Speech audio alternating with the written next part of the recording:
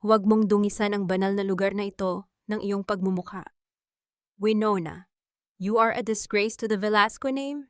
Isang babaeng bayaran na nagpanggap na birhen sa harap ng altar.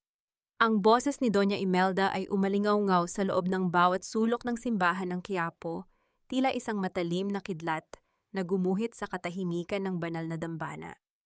Sa mga sandaling iyon, ang usok ng insenso ay tila naging lason na sumasakal sa lalamunan ni Winona. Dahan-dahang napatingin si Winona sa kanyang mga kamay. Hawak niya ang isang maliit at pelus na kahon, isang mamahaling relo na pinag-ipunan niya ng lihim sa loob ng 3 taon. Regalo niya ito para sa kanilang ika-10 anibersaryo ni Wilfredo. Bawat sentimo ng kurelong iyon ay mula sa kanyang pagtitipid, sa kanyang pagnanais na pasayahin ang asawang inakala niyang nagpahalaga sa kanyang mga sakripisyo sa likod ng tagumpay ng Velasco Group. Ngunit sa isang iglap ang kahon ay nalaglag mula sa kanyang nanginginig na mga daliri. Bumukas ito sa malamig na sahig at ang kristal ng relo ay tuluyang nabasag kapares ng kanyang puso na dahan-dahang nadudurog sa bawat segundong lumilipas. Imelda, ano ba ang sinasabi niyo anibersaryo namin ngayon ni Wilfredo? Nauutal na tanong ni Winona habang ang kanyang mga mata ay pilit na hinahanap ang tingin ng kanyang asawa. Ngunit si Wilfredo Velasco, ang lalaking pinag-alayan niya ng kanyang kabataan at talino ay nakatayo lamang sa kanyang tabi na tila isang estatwang gawa sa yelo. Walang bakas ng awa, walang bakas ng pag-ibig. Inihagis ni Wilfredo ang isang makapal na sobre sa paanan ni Winona. Kumalat ang mga larawan sa sahig ng simbahan, mga larawan ni Winona na tila may kayakap na ibang lalaki sa isang madilim na silid. Ang mga kuha ay malabo, ngunit ang anggulo ay sapat na upang magmukhang totoo ang isang kasinungalingang masahol pa sa kamatayan. I can't believe I wasted 10 years with a woman like you. Winona, malamig na wika ni Wilfredo. Ang bawat salita ay tila isang punyal na ibinabaon sa kanyang dibdib. I trusted you with my name, with my company. Pero sa likod ko, nakikipagtalik ka lang pala sa isang hamak na draper. Naramdaman ni Winona ang pag-ikot ng paligid. Ang mga bulong ng mga taong nasa loob ng simbahan ay tila mga bubuyog na sumusugod sa kanyang pandinig. Ang hiya, ang matinding kahihiyan na kinatatakutan ng bawat Pilipino ay tila isang malapot na putik na bumabalot sa kanyang buong pagkatao. Gusto niyang sumigaw, gusto niyang sabihing peke ang lahat ng iyon, ngunit ang kanyang boses ay tila ibinaon sa ilalim ng dagat ng pait. Wilfredo, alam mong hindi ko magagawa yan, you know me? Gawa-gawa lang ang mga ito. Pagsusuma mo ni Winona habang pilit na humahawak sa braso ng asawa. Mabilis na tinabig ni Wilfredo ang kanyang kamay, na tila ba nandidiri ito sa kanyang balat. Don't touch me, nakakasuka ang hawak mo. Pirmahan mo na ang annulment papers na yan, Winona. Leave the house, leave the company, and never show your face to us again. You are nothing but a gold digger who got caught. Humakbang pa itaas si Doña Imelda, ang kanyang mga mata ay nagniningning sa kagalakan sa likod ng maskara ng puot. Utang mo sa amin ang lahat, Winona. Kung hindi dahil sa apelidong Velasco, isa ka lang basura sa kalsada. Ngayon ibalik mo ang lahat ng ninakaw mo sa amin. Pilit na itinuwid ni Winona ang kanyang likod. Kahit na ang kanyang mga tuhod ay tila bibigay na, ang kanyang paningin ay nagdilim. Hindi dahil sa luha, kundi dahil sa matinding sakit ng katotohanan. Nakita niya ang isang pamilyar na anino sa gilid ng altar. Si Beatrice, ang kanyang matalik na kaibigan at CFO ng kumpanya na may suot na mapang-uyam ng ngiti habang nakahawak sa braso ni Doña Imelda. Sa sandaling iyon, naintindihan ni Winona ang lahat. Ito ay hindi lamang isang paghihiwalay, ito ay isang execution. Isang masusing binalak na pagpaslang sa kanyang dangal upang manatili ang yaman ng kanyang ama sa mga kamay ng mga mandarambong na ito. Nanatiling pipi si Winona habang pinagmamasdan ng kanyang asawa na tumalikod sa kanya sa harap ng imahe ng Nazareno. Ang bawat hakbang ni Wilfredo papalayo ay tila isang malakas na tunog ng pagsara ng pinto sa kanyang kinabukasan. Ang katahimikan ni Winona ay hindi tanda ng pagsuko, kundi isang tahimik na panunumpa na nagsisimulang mag-alab sa kanyang pusong sugatan. Ito ba ang kapalit ng 10 taon kung pananahimik sa likod ng iyong mga anino? Wilfredo, ito ba ang premyo ng aking katapatan? Ang itapon ako sa gitna ng lansangan habang ang aking sariling mga pangarap ay suot-suot ng iba. Sa labas ng simbahan, ang langit ng Maynila ay biglang nagdilim at ang unang patak ng ulan ay humalik sa mainit na semento na tila ba nakikiramay sa isang reynang nawalan ng korona habang pilit siyang itinataboy ng mga gwardya ng pamilya Velasco. Palabas ng bakuran ng Quiapo, isang bagay lamang ang malinaw sa isip ni Winona. Ang babaeng pumasok sa simbahang ito na puno ng pag-ibig ay namatay na sa paanan ng altar. At ang babaeng lalabas dito sa gitna ng bagyo ay isang estranghero na kahit sila ay hindi makikilala. Napalingon si Winona sa huling pagkakataon sa dambana, ang kanyang mukha ay basa na ng ulan at luha. Sa di kalayuan, isang itim na sasakyan ang huminto at mula rito ay bumaba ang isang lalaking may misteryosong tingin na tila ba matagal na siyang hinihintay sa gitna ng kanyang pagkagunaw. Sino ang lalaking ito na tila alam ang bawat lihim na nangyari sa loob ng simbahan? At hanggang saan ang kayang gawin ng isang nasaktang babae kapag wala na siyang matitira kundi ang kanyang galit? Diyos ko, bakit pati ang inosenteng buhay na ito ay kinuha niyo pa? Wala na ba kayong ititira sa akin? Ang bulong na iyon ni Winona ay halos malunod sa hagupit ng ulan sa madilim na eskinita ng avenida. Nakasandal siya sa malamig at malumot na pader, ang kanyang kamay ay mahigpit na nakahawak sa kanyang puson na tila ba sinusubukang pigilan ng isang biyak na hindi na muling mabubuo. Ang hapdi na naramdaman niya sa loob ng simbahan ay wala pa sa kalingkingan ng talim ng sakit na ngayon ay gumuguhit sa kanyang buong katawan. Dahan-dahang tumingin si Winona sa kanyang paanan. Sa pagitan ng malakas na agos ng tubig-ulan, sa semento nakita niya ang isang bahid ng pula. Isang kulay ng buhay na hindi man lang nabigyan ng pagkakataong huminga. Ang lihim na 3 buwan niyang iningatan ng munting pag-asa na inakala niyang magiging tulay upang ayusin ang bitak sa pagsasama nila ni Wilfredo ay tuluyan ng tinangay ng baha ng kamalasan. Nawala ang kanyang yaman, nawala ang kanyang dangal, at ngayon pati ang kaisa-isang dahilan ng kanyang pananatili ay binawi na rin ng tadhana. Patawad, anak. Patawad dahil hindi kita kayang protektahan sa mundong ito na puno ng mga hayop. Hikbi niya habang ang kanyang noo ay nakasandal sa maruming pader.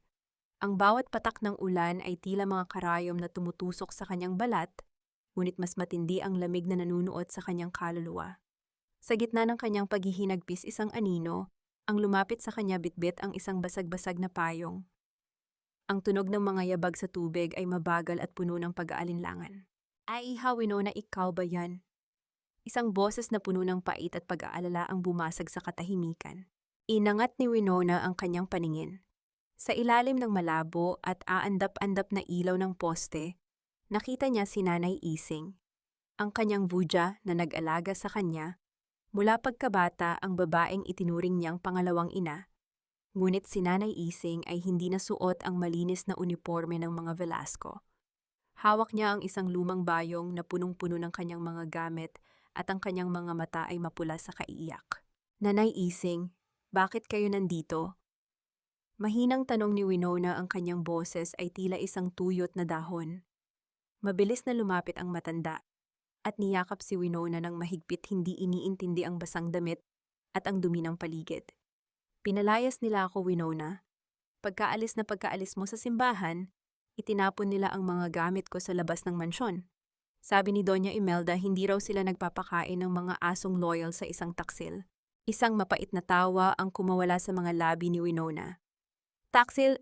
Ako pa ang naging taksil, Nanay Ising. Nawala ang lahat sa akin. Ang kumpanya ni Papa ang bahay ko, pati ang anak ko. Naramdaman ni Nanay Ising ang panginginig ni Winona at ang dugo sa kanyang damit. Nanlaki ang mga mata ng matanda. Diyos ko, iha, kailangan nating pumunta sa ospital. Wala tayong pera, Nanay. Wala na tayong kahit ano.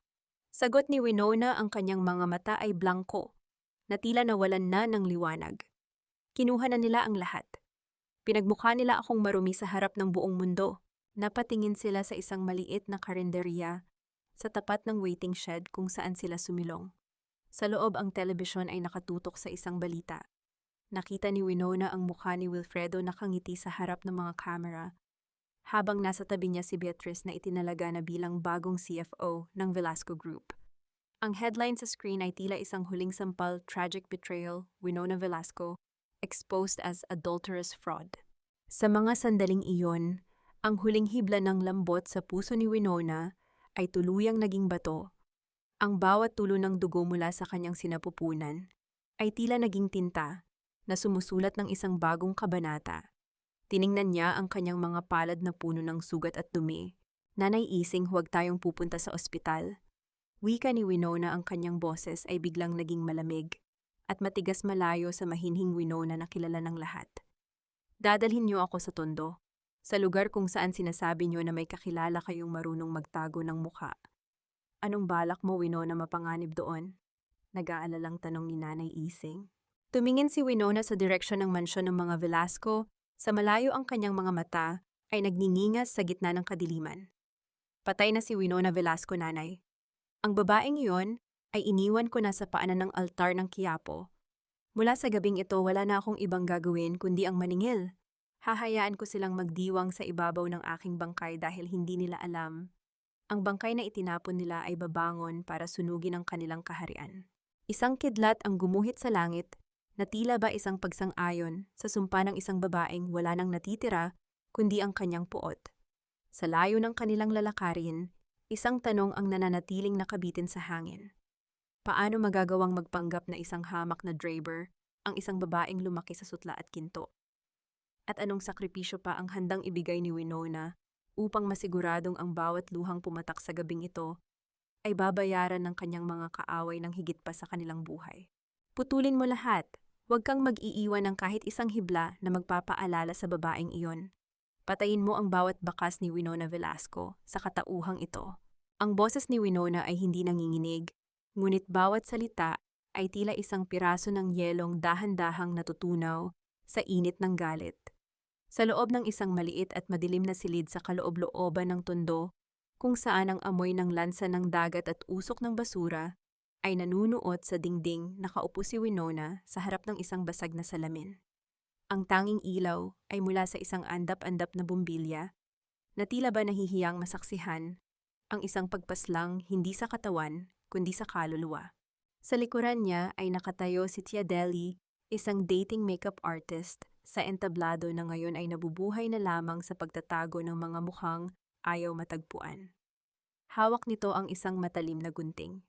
Isang malakas na pag-atungal ng hangin ang humampas sa bintana, ngunit mas malakas ang bawat pitik ng bakal sa buhok ni Winona. Ang mahahaba, malasutla at itim na buhok na dati ay hinahaplos ni Wilfredo nang may pagmamahal ay dahan-dahang nahuhulog sa maruming sahig. Tila sila mga patay na dahon ng isang punong pilit na binubunot mula sa lupa. Naramdaman ni Winona ang bawat hiblang nawawala. Sa bawat gupit ang bigat ng kanyang korona bilang reyna ng Velasco Logistics ay unti-unting nababawasan, ngunit pinapalitan ito ng isang bigat na mas masakit, ang bigat ng pagiging wala. Iha, sigurado ka ba rito? Ang ganda ng buhok mo, sayang naman. Bulong ni Tia Deli, na tila ba nanginginig ang mga kamay sa sining na kanyang ginagawa. Ang kagandahan ay para lamang sa mga taong may buhay, Tia Deli. Ang isang bangkay ay hindi nangangailangan ng palamuti, sagot ni Winona. Tumingin siya ng diretso sa salamin. Ang kanyang mga mata na dati ay puno ng talino at ningning ay tila naging dalawang uling na lamang na nagniningas sa dilim. Matapos ang buhok, isinunod ang kanyang balat. Kinuha ni Tia Deli ang isang bote ng maitim na likido, isang espesyal na tina na hindi basta-basta nabubura ng tubig o pawis, habang ipinapahid ang malamig na likido sa kanyang mukha-leeg. At mga kamay, naramdaman ni Winona ang isang kakaibang ginhawa. Ang kulay ng porselana na naging simbolo ng kanyang karangyaan ay dahan-dahang naglalaho. Binabaon siya sa ilalim ng kulay ng lupa, ang kulay ng mga taong hindi pinapansin, ang kulay ng mga aninong naglalakad sa kalsada. Mula ngayon, ang boses mo ay dapat magbago. Paalala ni Nanay Ising na nakaupo sa sulok, binabantayan ang bawat galaw. Dapat mong matutunan ang puntong Visayas. Dapat mong kalimutan ang Ingles ng mga elitista. Dapat kang maging si Weng, isang babaeng galing sa hirap, isang driver na walang ibang pangarap kundi ang kumita ng pambili ng bigas. Opo, nanay. Ayos lang to. Kaya ko to. Subok ni Winona pilit na ginagawang mas matigas at may ibang tono ang kanyang pananalita. Ang kanyang lalamunan ay tila ba nasusugatan sa bawat bagong salitang binibitawan, ngunit alam niyang ito ang tanging paraan. Nang matapos ang lahat, tumayo si Winona at hinarap muli ang salamin. Isang estranghero ang nakatingin sa kanya. Maikli at magulo ang buhok, sunog ang balat, at suot ang isang malaking t-shirt na kupas na ang kulay. Wala na ang Winona na kilala ng Maynila.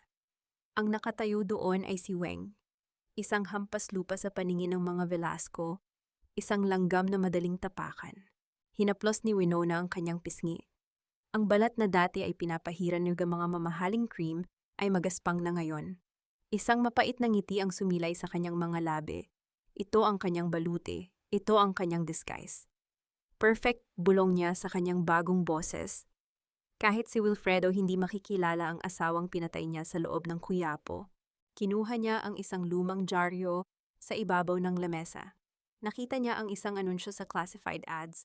Urgent private driver for executive CFO. Must be hardworking and discreet. Ang opisina ay matatagpuan sa Velasco Tower. Ang pangalan ng boss Beatriz Santillan. Naramdaman ni Winona ang mabilis na tibok ng kanyang puso. Ito na ang pintuan ng impyerno, at siya mismo ang kakatok dito.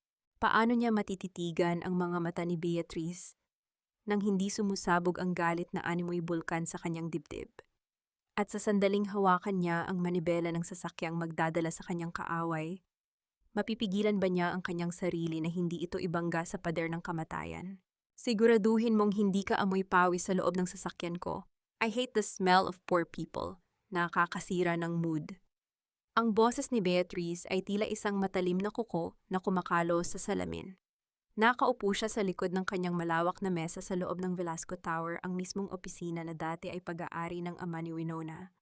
Ngunit ngayon ang bawat gamit sa loob, mula sa mamahaling painting hanggang sa mga kristal na dekorasyon, ay tila naging banyaga sa paningin ni Winona. Nakatayo si Winona sa harap nito, suot ang isang maluwag na unipormeng pang-draper at isang kupas na cap na nakababa upang itago ang kanyang mga mata. Ang kanyang balat na ngayon ay kulay lupa na, ay tila isang baluti laban sa mapanuring tingin ng babaeng dati, ay tinawag niyang matalik na kaibigan. Ang Weng na nasa harap ni Beatriz ay nakayuko, ang mga kamay ay magkahawak sa harap, tila isang tapat na aso na naghihintay ng utos. Opo ma'am, malinis po ako sa katawan. Sagot ni Winona, ang kanyang boses ay may magaspang na tono at malakas na puntong Visayas. Ang kanyang lalamunan ay tila ba nasusugatan sa bawat salitang kanyang binibitawan, ngunit kailangan niyang panindigan ang papel na ito. Lumapit si Beatriz, ang tunog ng kanyang matitulis na takong sa marmol na sahig ay tila bawat tibok ng pusong nais pasabugin ni Winona. Huminto ang babae sa kanyang harap, binabagtas ang distansya hanggang sa maramdaman ni Winona ang mahal na pabango nito, ang pabangong siya mismo ang niregalo kay Beatriz noong nakaraang Pasko. Biglang itinaas ni Beatriz ang kanyang paa at itinuro ang dulo ng kanyang sapatos na nabahiran ng kaunting alikabok. You see that kahit ang dumi sa sapatos ko ayaw kong makita habang nagmamaneho ka. Get a rag and clean it now. Naramdaman ni Winona ang pagkulo ng kanyang dugo. Ang kanyang mga daliri ay gustong kumuyom, gustong sumakal, ngunit pinigilan niya ang kanyang sarili. Dahan-dahan siyang lumuhod sa harap ni Beatriz, ang posisyong kailanman ay hindi niya naisip na gagawin niya sa babaeng tinulungan niyang umangat sa buhay. Habang pinupunasan niya ang sapatos ni Beatriz, gamit ang isang pirasong basahan, ang bawat galaw niya ay puno ng puot na pilit niyang ibinabaon sa kanyang kalooban. Iyan ganyan dapat. Marunong sumunod, natatawang wika ni Beatriz. You're hired, Weng, pero tandaan mo, isang pagkakamali mo lang itatapon kita pabalik sa tondo. Eksaktong pagtayo ni Winona ay bumukas ang pinto ng opisina. Pumasok si Wilfredo, ang kanyang asawa, ang lalaking pumatay sa kanyang kaluluwa sa Quiapo. Ang kanyang tindig ay puno ng yabang, suot ang isang mamahaling suit na ang bawat tahi ay mula sa pawis ni Winona noong siya pa ang CEO ng kumpanyang ito. Hon, are you ready? May reservation tayo sa Manila Hotel. Ani Wilfredo, ang boses nito ay puno ng tamis, para kay Beatriz isang tamis na dati ay kay Winona lamang inaalay. Ni hindi man lang tinapunan ng tingin ni Wilfredo ang driver na nakatayo sa sulok. Para sa kanya si Weng ay bahagi lamang ng kasangkapan sa silid, isang aninong walang mukha at walang halaga.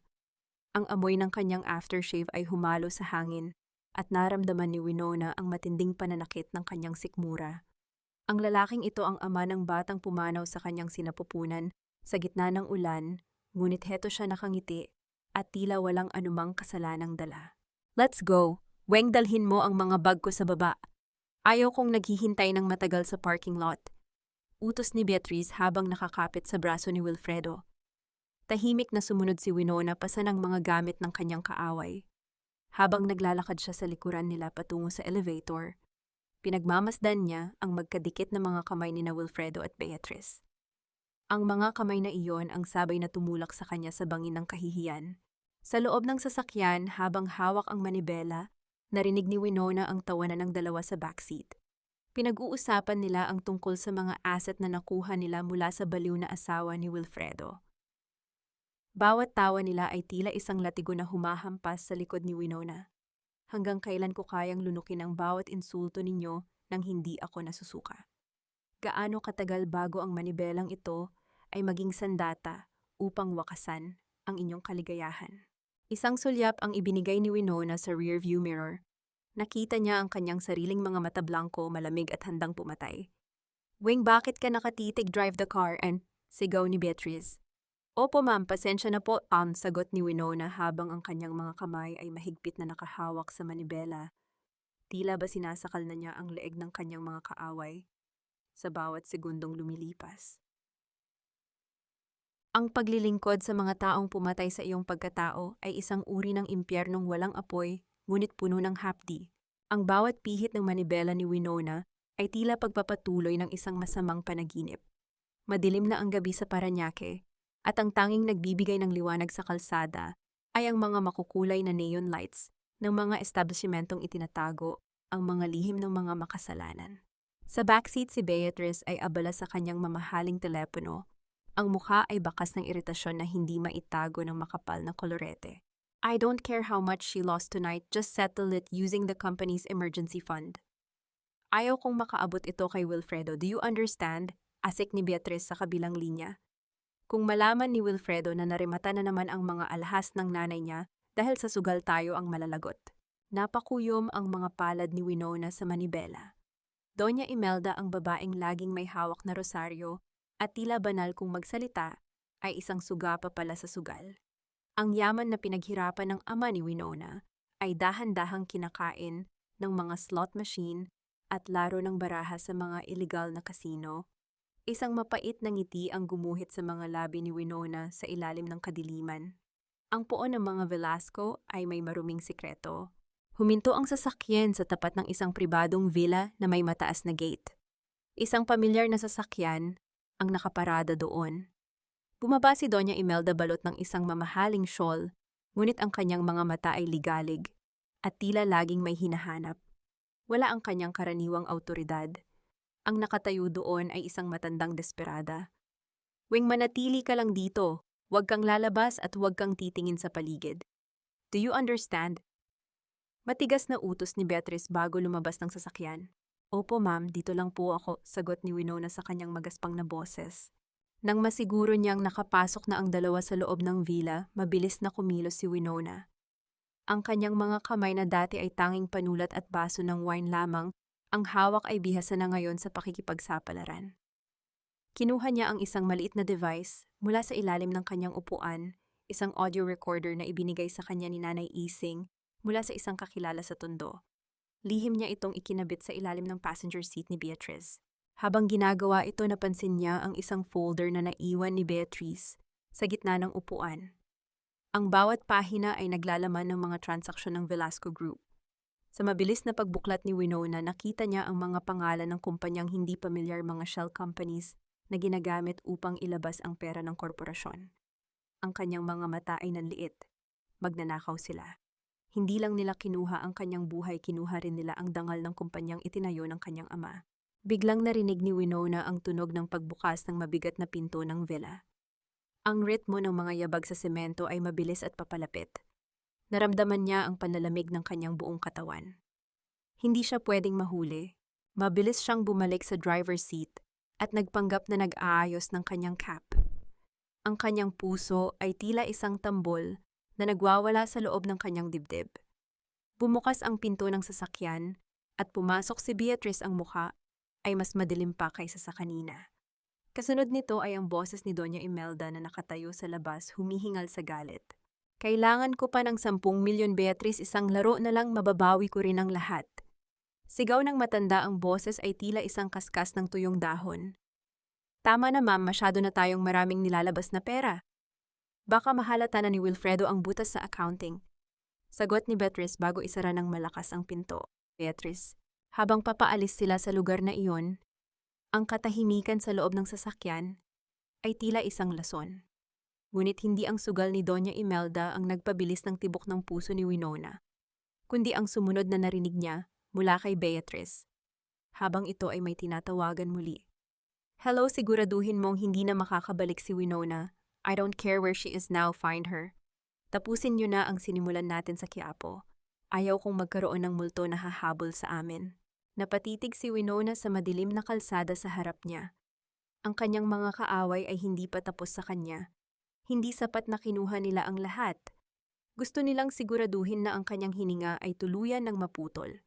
Hanggang kailan ko kayang itago ang aking pagkatao bago ako tuluyang lamunin ng panganib na ito? At paano ko gagamitin ang mga lihim na narinig ko upang gawing abo ang kanilang mga plano bago nila ako mahanap? Isang sulyap sa rearview mirror ang nagpakita ng mga mata ni Winona, mga matang hindi na natatakot mamatay dahil ang babaeng natatakot ay matagal na nilang pinatay. Alam kong ikaw yan, Winona. Kahit balutin mo pa ang sarili mo ng putik, ang iyong mga mata ay hindi marunong magsinungaling. Ang boses na yon ay tila isang malakas na agos ng tubig na tumangay sa lahat ng pagpapanggap ni Winona. Sa loob ng isang maliit at maingay na karinderya sa tapat ng Velasco Tower, kung saan ang amoy ng usok ng dip at kumukulong sinigang ay naghahalo sa hangin, nakaupo si Winona sa isang plastik na upuan. Sa harap niya nakatayo ang isang lalaking suot, ang isang malinis na abito ng pagiging abogado, si Rafael. Ang kanyang kababata, ang kaisa-isang taong pinagkatiwalaan niya ng kanyang mga lihim bago pa man naging abo ang kanyang buhay. Naramdaman ni Winona ang paninigas ng kanyang mga daliri na nakahawak sa baso ng tubig. Ang kanyang puso ay tila isang ibon na pilit kumakawala sa kanyang dibdib. Sa loob ng ilang linggo, wala siyang ibang ginawa, kundi ang maging si Weng, isang aninong walang muka. Ngunit sa isang pangungusap ni Rafael, ang pader na itinayo niya ay tila dahan-dahang nagkakaroon ng bitak. Nagkakamali po kayo, sir. Driver lang po ako, si Weng po ang pangalan ko, sagot ni Winona pilit, na pinatitigas ang kanyang boses at pinapalalim ang puntong Visayas. Ngunit hindi niya magawang tumingin ng diretso sa mga mata ni Rafael.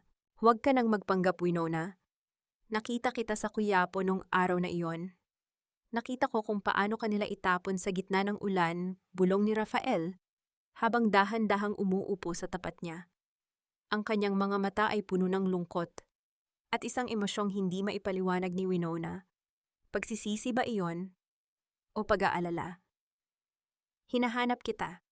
Akala ko ay kung ano na ang nangyari sa iyo. Dahan-dahang itinaas ni Winona ang kanyang tingin. Wala na ang maskara ng isang driver. Ang mga mata niya ay nag-alab sa gitna ng kanyang madungis na mukha. Kung ganon, bakit hindi ka lumapit? Bakit hinayaan mong saktan nila ako sa harap ng lahat? Ikaw ang abogado ng pamilya ko, Rafael. Ikaw ang dapat na nagprotekta sa akin. Yumuko si Rafael, ang kanyang mga kamay ay mahigpit na nakahawak sa kanyang bag. Wala akong magagawa sa mga sandaling iyon, Winona. Masyadong malakas ang kapit ni Doña Imelda sa huwis. Pero heto ako ngayon. May nakuha akong mga dokumento mula sa loob. Mga ebidensya na magpapatunay na peke ang mga larawang ginamit nila laban sa iyo. Inabot ni Rafael ang isang maliit na itim na USB drive sa ilalim ng lamesa. Nandito ang lahat, ang mga original na file, ang mga transaction ni Beatrice sa mga kumpanyang pag-aari ng mga Velasco at ang mga utang ni Imelda sa casino. Gamitin mo ito, Winona. Ibalik mo ang lahat ng sa iyo. Naramdaman ni Winona ang init ng USB sa kanyang palad. Ito na ang sandata na matagal niyang hinihintay. Ang susi upang mabuksan ang pintuan ng katarungan. Sa gitna ng kanyang paghihirap, bilang driver, ang paglitaw ni Rafael ay tila isang anghel na bumaba sa impyerno upang iligtas siya. Bakit mo ito ginagawa, Rafael? Maaari kang mawalan ng lisensya kapag nalaman nila ito. Tanong ni Winona, ang kanyang boses ay nanginginig sa pagitan ng pag-asa at takot. Huminga ng malalim si Rafael at hinawakan ng kamay ni Winona, ang kamay na magaspang at madungis na ngayon. Dahil utang ko ito sa ama mo at dahil hindi ko kayang makitang nagdurusa ang babaeng matagal ko nang pinoprotektahan sa malayo. Mag-ingat ka, Winona. Ang mga Velasco ay parang mga ahas. Huwag kang magtitiwala sa kahit na sino. Naghiwalay sila ng walang masyadong salita. Habang naglalakad si Winona pabalik sa parking lot ng Velasco Tower, ang USB ay tila naglalabas ng kuryente sa loob ng kanyang bulsa. Naramdaman niya ang isang kakaibang gaan sa kanyang pakiramdam. Hindi na siya nag-iisa. May kakampi na siya. Ngunit bago siya makapasok sa loob ng sasakyan ni Beatrice, napalingon si Winona. Nakita niya si Rafael na nakatayo sa dulo ng kalsada, tila may hinihintay. Isang itim na sasakyang may madilim na salamin ang huminto sa tapat nito. Nakita ni Winona ang pagbukas ng pinto at ang pagpasok ni Rafael sa loob. Ang sasakyang iyon ay hindi pag-aari ni Rafael. Pamilyar ang plate number na iyon, ito ang sasakyan ng pangunahing kalaban ng Velasco Group sa industriya ng logistics. Bakit papasok si Rafael sa sasakyan ng mga kaaway ng aking pamilya? Ang tulong ba na ibinigay niya ay isang tunay na sandata o isa lamang patibong upang tuluyan akong ibaon sa limot? Isang malamig na hangin ang humampas sa mukha ni Winona na tila ba isang babala na ang bawat kamay na umaabot sa kanya sa gitna ng dilim ay maaaring may hawak na kutsilyo sa likod nito. Ang tiwala ay parang isang pirasong kristal. Kapag nabasag, kahit anong dikit ang gawin mo, mananatili ang mga lamat na laging magpapaalala sa iyo ng sakit. Ang bawat tibok ng puso ni Winona ay tila isang babala habang nakaupo siya sa loob ng nakaparadang sasakyan sa basement ng Velasco Tower. Hawak niya sa loob ng kanyang bulsa ang itim na USB, ang maliit na bagay na inakala niyang magiging susi sa kanyang kalayaan. Ngunit ang imahe ni Rafael na pumasok sa sasakyan ng mga Lozano, ang mortal na kaaway ng kanyang ama, ay tila isang laso na dahan-dahang kumakalat sa kanyang isipan. Weng, kanina pa kita tinatawag, bingi ka na ba o sadyang tanga? Ang sigaw ni Beatrice ay tila isang latigo na humampas sa katahimikan. Mabilis na nag-ayos ng upo si Winona at binuksan ang pinto para kay Beatrice. Pasensya na po, ma'am. May tiningnan lang po ako sa gulong tag. Daitaw pa ako. Sagot niya sa kanyang magaspang na boses habang pilit na itinatago ang panginginig ng kanyang mga kamay. Pumasok si Beatrice sa loob, ang kanyang mukha ay puno ng tagumpay. Drive me to the Grand Hyatt. May meeting ako sa mga Lozano.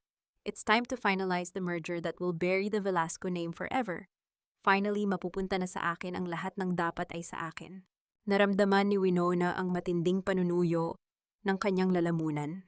Ang merger, ang pagsasama ng Velasco at Lozano.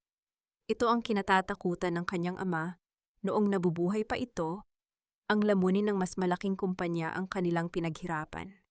At si Beatrice, ang babaeng itinuring niyang kapatid, ang siyang nagluluto ng katraidurang ito. Habang binabagtas ang traffic ng Makati, hindi mapakali si Winona. Ang bawat salitang lumalabas sa bibig ni Beatrice habang kausap nito ang isang kliyente sa telepono ay tila mga pako na ibinabaon sa kabaong ng Velasco Group. Ngunit mas masakit ang katotohanang baka ang kaisa-isang taong pinagkakatiwalaan niya ay kasama rin sa sabutan. Is everything ready, Rafael? Narinig ni Winona na sabi ni Beatrice sa kabilang linya. Good. Make sure yung mga documents na binigay mo kay Winona ay yung mga fake trails. Let her think she's winning. Hayaan nating mag-aksaya siya ng panahon sa mga maling ebidensya habang tinatapos natin ang deal na ito. Tila tumigil ang mundo ni Winona. Ang USB sa kanyang bulsa, ang mga ebidensyang inakala niyang magliligtas sa kanya, lahat ba iyon ay isang malaking palabas lamang? Ang hapdi ng pagkakautang ng loob ni Rafael sa kanyang ama ay tila naging isang malupit na biro. Opo, ma'am. Malapit na po tayo. Mahinang sagot ni Winona nang tanungin siya ni Beatrice kung gaano pa sila kalayo. Ang bawat salita ay tila may kasamang dugo. Ang kanyang puso ay dahan-dahang nagiging abo. Ang pag-asang kasing liwanag ng bituin kanina ay naging isang madilim na hukay. Pagdating sa Grand Hyatt, mabilis na bumaba si Beatrice. Nakita ni Winona mula sa malayo si Rafael. Nakatayo ito sa lobby, suot ang kanyang pinakamagandang suit at may dalang mga folder. Lumapit si Beatrice dito at isang pamilyar na halik sa pisngi ang sumalubong sa abogado. Ang kanilang tawanan ay tila isang musika ng kamatayan para kay Winona. Hindi na nakapagpigil si Winona. Pagkaalis ng dalawa patungo sa function room, mabilis siyang lumabas ng sasakyan at sumunod ng palihim. Gamit ang kanyang suot na cap at ang kanyang mukhang tila isang hamak na manggagawa, hindi siya napansin ng mga security. Sumilip siya sa bahagyang nakabukas na pinto ng VIP room. Doon nakita niya si Rafael na nakikipagkamay sa pinuno ng mga Lozano. Nakita niya ang pag-abot ni Rafael ng isang itim na folder, ang folder na naglalaman ng mga tunay na pirma ng kanyang ama na ninakaw mula sa kanilang safe. Rafael, bakit bulok umaas? Bulong ni Winona sa kanyang sarili, ang kanyang mga mata ay nagsisimulang mapuno ng luha na pilit niyang pinipigilan. Ang bawat alaala ng kanilang pagkabata, ang bawat pangako ng proteksyon ay tila mga dahong natuyo at tinangay ng hangin. Ngunit sa gitna ng kanyang paghihinagpis, isang kamay ang biglang humawak sa kanyang balikat mula sa likuran. Isang kamay na malamig at may kakaibang bigat. Huwag kang lilingon, Winona. Kung gusto mong mabuhay at makuha ang katarungan, sumunod ka sa akin nang hindi gumagawa ng ingay. Isang malalim at baritunong boses ang bumulong sa kanyang tainga. Sino ang lalaking ito na nakakakilala sa kanyang tunay na pangalan sa gitna ng kanyang disguise? At kung ang lahat ng kanyang pinagkakatiwalaan ay tinalikuran na siya, meron pa nga bang puwang para sa isang bagong kakampi o isa lamang itong mas malalim na patibong? Naramdaman ni Winona ang kaba na tila isang dambuhalang alon na malapit nang lumamon sa kanya. Ang huling hibla ng kanyang tatag ay tila mapuputol na sa bawat segundong lumilipas sa loob ng hotel na iyon. Huwag kang lilingon, Winona. Isang maling galaw mo lang itatapon ka nila sa kulungan bago ka pa man makahingi ng tawad. Ang bawat salitang binitawan ng lalaki sa likuran niya ay tila isang hatol ng kamatayan. Naramdaman ni Winona ang mahigpit na pagkakahawak nito sa kanyang braso, sapat na upang hindi siya makawala ngunit hindi sapat upang gumawa ng ingay.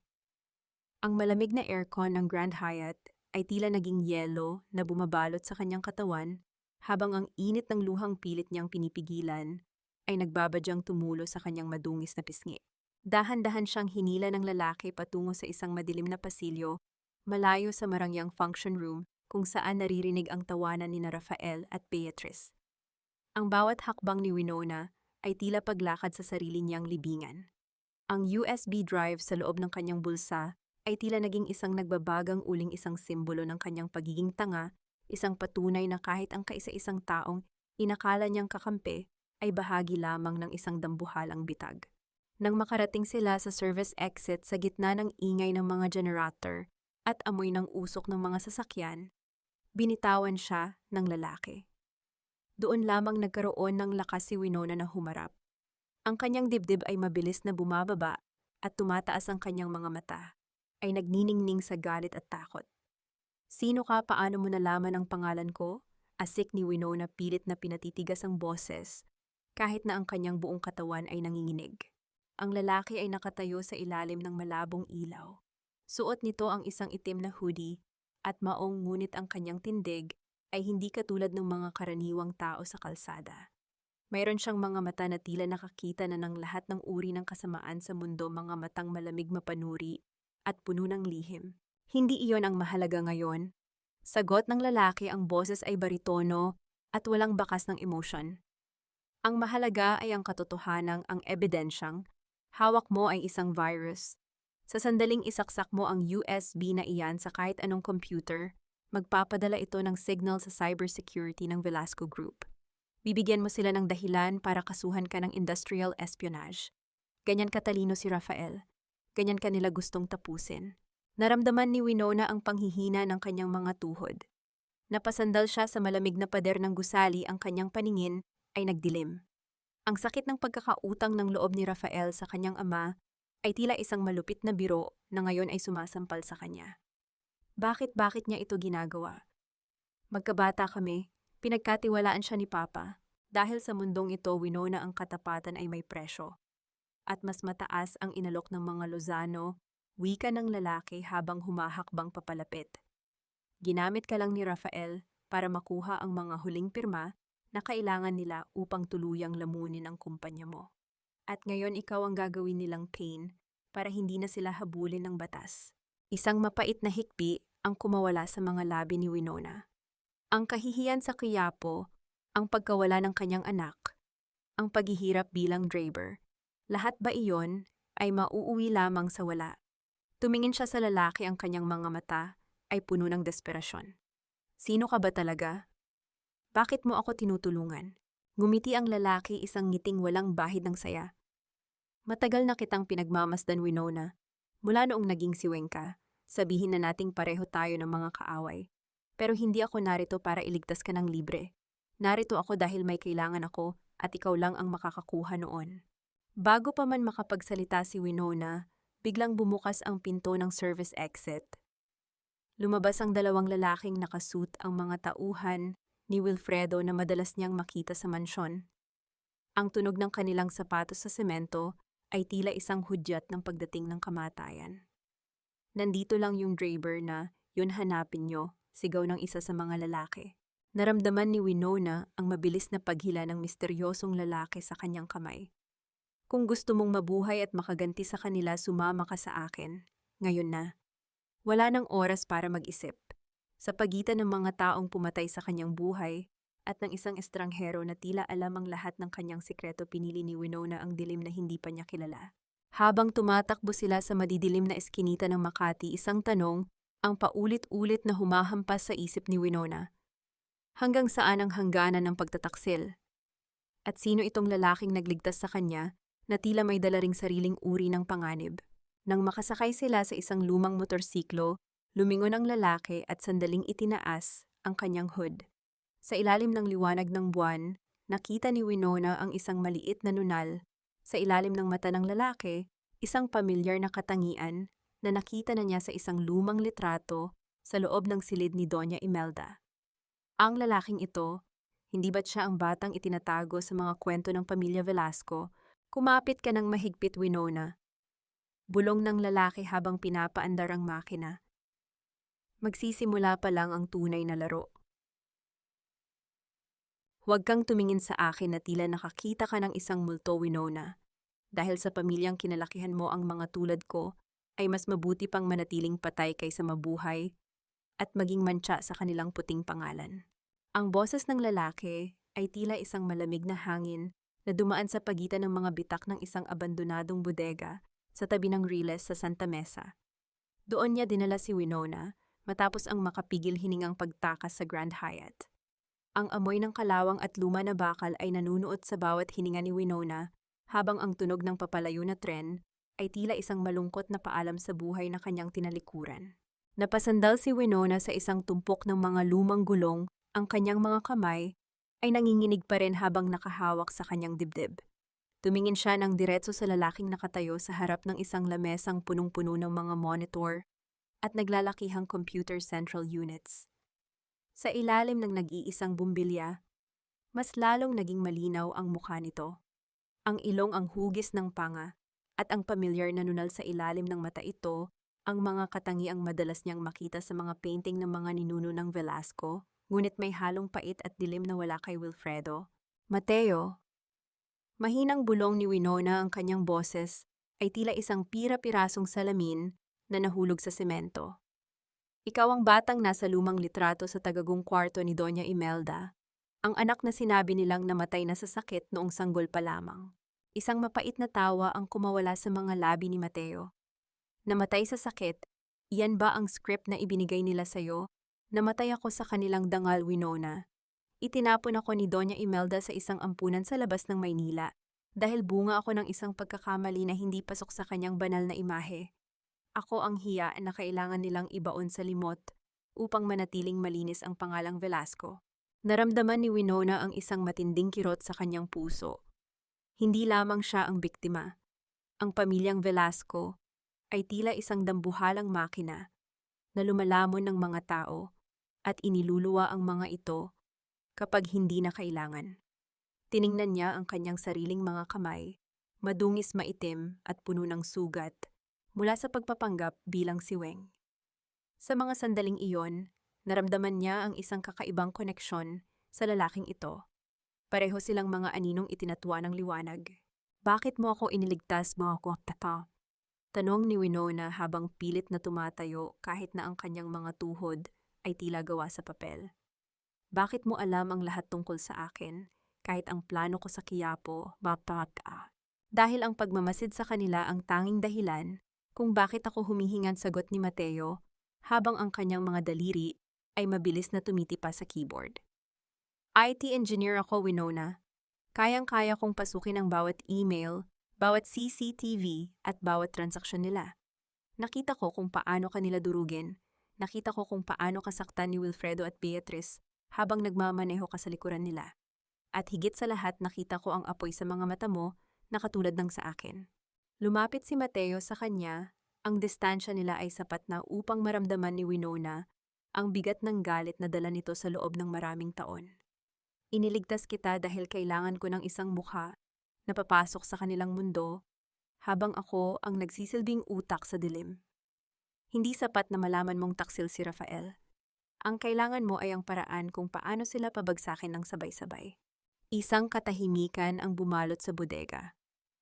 Ang tanging naririnig ay ang mahinang ugong ng mga computer fans na tila isang bulong ng nagbabadyang bagyo. Naramdaman ni Winona ang bigat ng desisyong kailangan niyang gawin. Ang magtiwala sa isang estranghero na may dugong Velasco ay tila pagtalon sa isang malalim na bangin. Ngunit wala na siyang ibang mapupuntahan.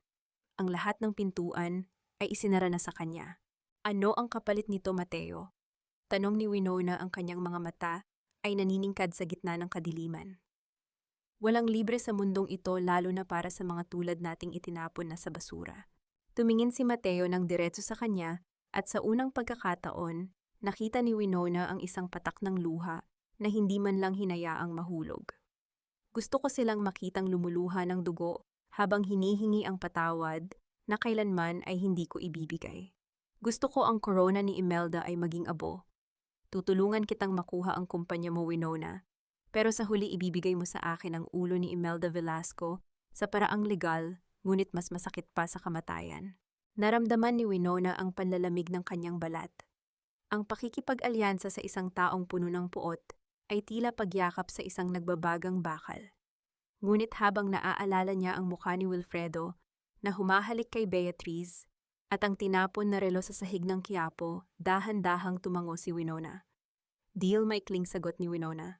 Sa labas ang ulan ay muling nagsimulang pumatak sa bubong na yari sa yero na lumilikha ng isang ritmo na tila isang marcha patungo sa digmaan. Ngunit sa gitna ng kasunduang ito, isang katanungan ang pilit na gumugulo sa isipan ni Winona. Hanggang saan ang kayang sunugin ng galit ni Mateo bago pati siya ay madamay sa apoy nito? At sa oras na matapos ang kanilang paghihiganti, matututunan pa ba ng kanyang pusong tumibok para sa kapayapaan? O mananatili na lamang siyang isang anino sa tabi ng isang lalaking hindi marunong magpatawad? Ang gutom ay hindi lamang tungkol sa kumakalam na tiyan. Ito ay tungkol sa kaluluwang matagal ng pinagkaitan ng katarungan at kalinga. Sa gitna ng bodega sa ilalim ng malamig na bugso ng hangin na pumapasok sa mga siwang ng dingding, inihain ni Mateo ang kanilang hapunan. Walang mamahaling kubyertos, walang telang serbyeta, at lalong walang alak na nagkakahalaga ng libo-libong piso. Ang nasa harap nila ay 2 pinggan ng mainit na kanin at ilang piraso ng pritong tuyo. Ang maalat at masangsang na amoy ng isda ay pumuno sa maliit na espasyo, ang amoy na tinawag ni Beatrice na amoy ng mahihirap na nakakasuka. Ngunit para kay Winona, ang usok na nagmumula sa kanin ay tila isang yakap na matagal niyang hindi naramdaman. Gamit ang kanyang mga kamay na may bahid pa ng tina at langis, mula sa makina dahan-dahan niyang hinati ang tuyo. Akala ko ay diring-diri ang isang Winona Velasco sa ganitong pagkain, puna ni Mateo habang pinapanood ang bawat galaw niya. Ang kanyang tinig ay wala ng talim, tila ba dahan-dahang nagpapalambot sa harap ng katotohanan. Ang Winonang kilala mo ay matagal nang inilibing sa Quiapo, Mateo, sagot ni Winona bago isubo ang unang subo ng kanin. Ang babaeng kaharap mo ngayon ay isang taong natuto nang lumaban sa bawat hapdi ng sikmura at bawat sugat ng puso. Nanatiling tahimik si Mateo. Nang ilang sandali, ang tanging naririnig ay ang ritmo ng pagtulo ng ulan sa butas-butas na yero sa itaas. Inabot niya ang isang basong tubig kay Winona. Bakit mo hinayaang umabot sa ganito? Sa talino mo dapat ay nakita mo ang mga bitag ni Wilfredo bago pa man ito sumabog. Napahinto si Winona. Ang alaala ng gabi ng anibersaryo ay tila isang sariwang sugat na muling binubuksan. Dahil naniwala ako sa pag-ibig, Mateo. Naniwala ako na ang 10 taon ng pagsasama ay sapat na pundasyon upang hindi magiba ng kahit anong bagyo. Hindi ko alam na ang taong pinagkatiwalaan ko ng aking buhay ay siya ring humuhukay ng aking libingan habang natutulog ako sa kanyang tabi. Mapait na ngumiti si Winona, ang kanyang mga mata ay nagniningning sa ilalim ng dilaw na ilaw. At may isang bagay pa na hindi nila alam. Noong gabing itinapon nila ako sa ulan, kinuha rin nila ang kaisa-isang pagkakataon ko na maging ina. Nawala ang anak ko, Mateo. Nawala ang lahat. Ang pag-amin na iyon ay tila isang mabigat na batong nahulog sa silid. Nakita ni Winona ang bahagyang paggalaw ng panga ni Mateo.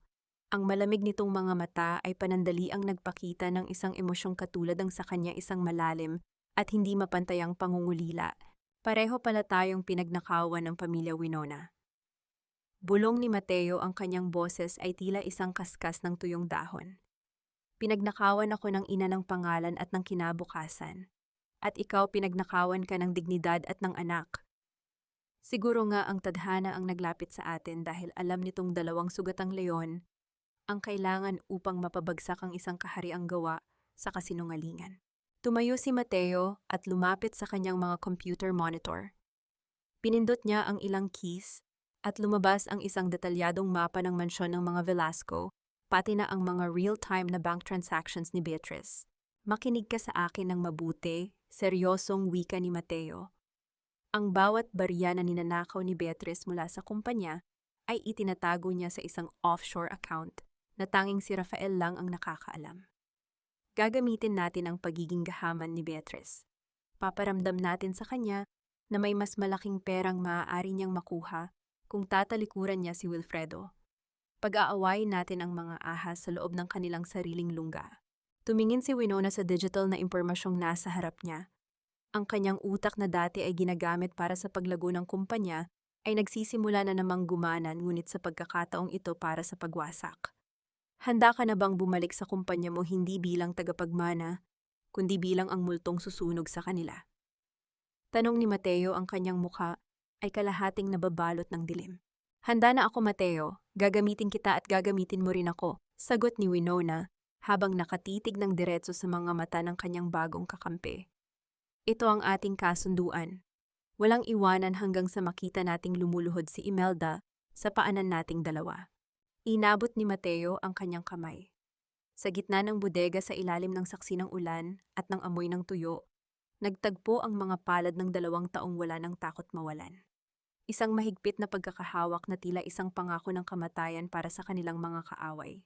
Ngunit habang tinititigan ni Winona ang nunal sa ilalim ng mata ni Mateo, isang kakaibang pakiramdam ang gumuhit sa kanyang dibdib. Isang pakiramdam na higit pa sa paghihigante. Mayroon bang puwang ang pagtitiwala sa isang alyansang nabuo lamang sa puot?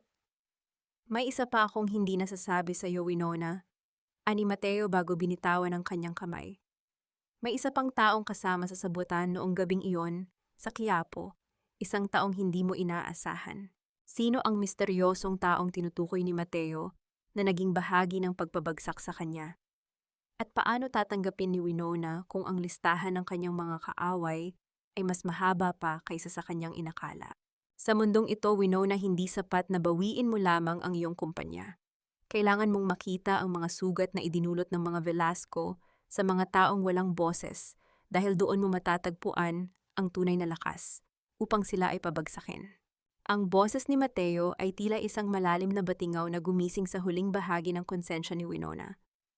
Kinabukasan, bilang si Weng, muling humawak si Winona sa manibela ng marangyang sasakyan ni Beatrice. Ngunit sa pagkakataong ito, hindi sila patungo sa Makati o sa mga mamahaling hotel. Binabagtas nila ang makikitid at mabahong kalsada patungo sa Baseco Compound, isang lugar kung saan ang mga dampa ay tila mga baraha na nakasandal sa isa't isa. at ang alon ng dagat ay kulay itim dahil sa dumi at kapabayaan. Sa backseat naroon din si Wilfredo. Hawak nito ang isang blueprint ng Velasco Waterfront City, isang dambuhalang proyekto na magtatayo ng mga condominium at mall sa mismong lugar na kinaroroonan ng libu-libong pamilya ng mga manggagawa. I don't care how many of them protest, Beatrice. Ang mahalaga ay maklear ang land na ito bago ang next quarter. The investors are getting impatient. Malamig na wika ni Wilfredo habang nakadungaw sa bintana ang kanyang muka ay puno ng pandidiri sa mga batang naglalaro sa putikan. But the legal process will take years. Ang daming human rights groups ang nakabantay, sagot ni Beatrice habang abala sa pag-aayos ng kanyang mamahaling relo. Isang mapait na ngiti ang sumilay sa mga labi ni Wilfredo. Legal process too slow. Minsan ang tadhana ay kailangang tulungan. Isang mitsa lang ng apoy sa gitna ng tuyong mga dampa at ang problema ay mawawala sa loob ng isang gabi. Mas madaling mag-donate sa biktima ng sunog kaysa bayaran sila para umalis. Naramdaman ni Winona ang biglang panlalamig ng kanyang mga kamay sa manibela. Ang hangin sa loob ng sasakyan ay tila naging kasing bigat ng tingga. Ang lalaking pinangarap niyang makasama habang buhay ay nagpaplano ng isang krimen na kukuha ng buhay ng mga inosente para lamang sa pera. Ang kanyang puso ay tila pinipiga ng isang dambuhalang kamay.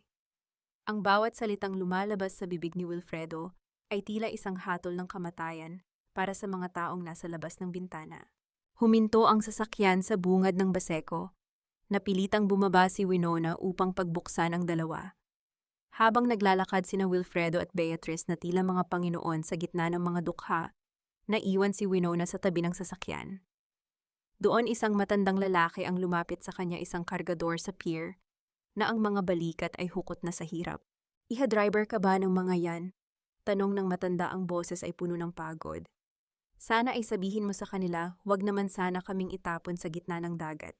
Dito na kami tumanda. Dito na rin ililibing ang mga pangarap namin. Hindi nakapagsalita si Winona. Ang bawat kulubot sa mukha ng matanda ay tila isang pahina ng kasaysayan ng paghihirap na hindi niya kailanman naranasan noong siya ay nasa Forbes Park pa. Naramdaman niya ang matinding hiya, hindi para sa kanyang sarili, kundi para sa apelidong dala ng mga taong pinaglilingkuran niya. Nang bumalik sina Wilfredo sa sasakyan, narinig ni Winona ang huling utos ni Wilfredo sa telepono bago sila umalis. Gawin niyo bukas ng madaling araw. Siguraduhin niyo na ang hangin ay papunta sa dagat para mabilis kumalat ang apoy. I want Baseco gone by sunrise. Ang mga salitang iyon ay tila isang mitsa na nagsindi ng apoy sa loob ng dibdib ni Winona. Hindi na lamang ito tungkol sa kanyang yaman. Hindi na lamang ito tungkol sa kanyang paghihigante. Ito ay tungkol sa libu-libong buhay na nakasalalay sa kanyang susunod na galaw. Nang makabalik sa kumpanya, mabilis na nagtago si Winona sa banyo upang tawagan si Mateo. Ang kanyang boses ay nanginginig sa galit at takot. Mateo, kailangan nating kumilos. Susunugin nila ang Baseco bukas. Kailangan nating pigilan si Wilfredo. Calm down, Winona, sagot ni Mateo sa kabilang linya. Ang kanyang boses ay kalmado ngunit may bahid ng panganib. Ito na ang pagkakataong hinihintay natin. Pero kailangan mong mamili ang iligtas sila at mabunyag ang disguise mo o gamitin ang sunog na ito upang tuluyan silang ibaon sa kulungan. Isang buhay laban sa libu-libong buhay. Ano ang pipiliin mo? Naramdaman ni Winona ang bigat ng mundo sa kanyang mga balikat. Ang bawat tibok ng kanyang puso ay tila isang countdown patungo sa isang trahedyang siya lamang ang makakapigil. Ngunit paano niya ililigtas ang mga tao nang hindi nasisira ang kanyang plano? Sa paglubog ng araw sa Manila Bay, ang dagat ay tila naging kulay dugo. Isang babala ng nagbabadyang impyerno sa lupa. Ano ang kayang isakripisyo ni Winona para sa mga taong hindi naman niya kilala? At kung sakaling sumiklab ang apoy, kakayanin ba ng kanyang konsensya na panoorin ang paglamon nito sa mga pangarap ng Baseco para lamang sa kanyang minimithing paghihiganti? Isang pamilyar na boses ang narinig ni Winona sa likuran niya habang ibinababa niya ang telepono. Wing, sino ang kausap mo? Si Rafael, ang taksil na kaibigan. Nakatayo ito sa dilim ng parking lot, ang mga mata ay tila nakakaalam ng bawat lihim na itinatago ni Winona. Sino ang kausap mo, Wing? Bakit tila nakakita ka ng multo sa harap mo? Ang boses ni Rafael ay tila isang malat na himig na nanggagaling sa kailaliman ng isang hukay. Nakatayo siya sa madilim na sulok ng parking lot. Ang kanyang mga mata ay naniningkit habang pinagmamasdan ang bawat galaw ni Winona. Sa ilalim ng malabong ilaw ng poste ang anino ni Rafael ay tila isang dambuhalang gagamba na handang sumakmal. Naramdaman ni Winona ang biglang pagtigil ng daloy ng kanyang dugo. Ang kanyang mga kamay na mahigpit pa ring nakahawak sa cellphone ay tila naging yelo. Ngunit sa likod ng kanyang takot, ang alaala ng Baseco na nakatakdang maugong sa apoy bukas ng madaling araw ay nagbigay sa kanya ng lakas upang manatiling matatag. Yung boyfriend ko lang po, sir. Sagot ni Winona pilit na pinatitigas ang kanyang boses at pinalalalim ang puntong Visayas. Nag-aaway po kami dahil gabi na akong nakakauwi. Pasensya na po, Sir Rafael. Humakbang papalapit si Rafael, ang tunog ng kanyang mamahaling sapatos sa semento ay tila bawat tibok ng pusong nais sumabog ni Winona. Huminto siya sa tapat ni Winona sapat na malapit upang maamoy ang kanyang mamahaling pabango. Ang pabangong dati ay nagbibigay ng kapanatagan kay Winona, ngunit ngayon ay tila amoy ng pagtataksil. Boyfriend, isang driver na katulad mo, may oras pa para sa ganyang drama. Mapang-uyam na wika ni Rafael. Siguraduhin mo lang na hindi mo ginagamit ang oras ng trabaho para sa mga walang kwentang bagay. Isang pagkakamali mo lang, Weng, at ako mismo ang magpapalayas sa iyo rito. Opo, sir. Hindi na po mauulit, nakayukong sagot ni Winona habang ang kanyang mga kuko ay bumaon sa kanyang palad. Gusto niyang isigaw kay Rafael ang lahat ng kanyang nalalaman, ang tungkol sa Baseco, ang tungkol sa kanyang pagiging taksil, ngunit kailangan niyang lunukin ang bawat salita. Nang sa wakas ay tumalikod si Rafael, mabilis na pumasok si Winona sa loob ng sasakyan. Ang kanyang hininga ay gumuho at ang kanyang noo ay sumandal sa manibela. Ang bawat segundo ay tila isang butil ng buhangin na mabilis na nauubos sa loob ng isang orasan ng kamatayan. Agad niyang tinawagan muli si Mateo. Mateo, kailangan nating kumilos. Hindi ko pwedeng hayaang masunog ang Baseco. May mga bata doon, Mateo. May mga matatandang walang matatakbuhan.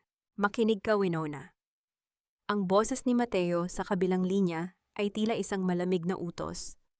Gagamitin natin si Beatrice. Siya ang mahinang link sa kadenang ito. Gutom siya sa pera pero mas gutom siya sa seguridad.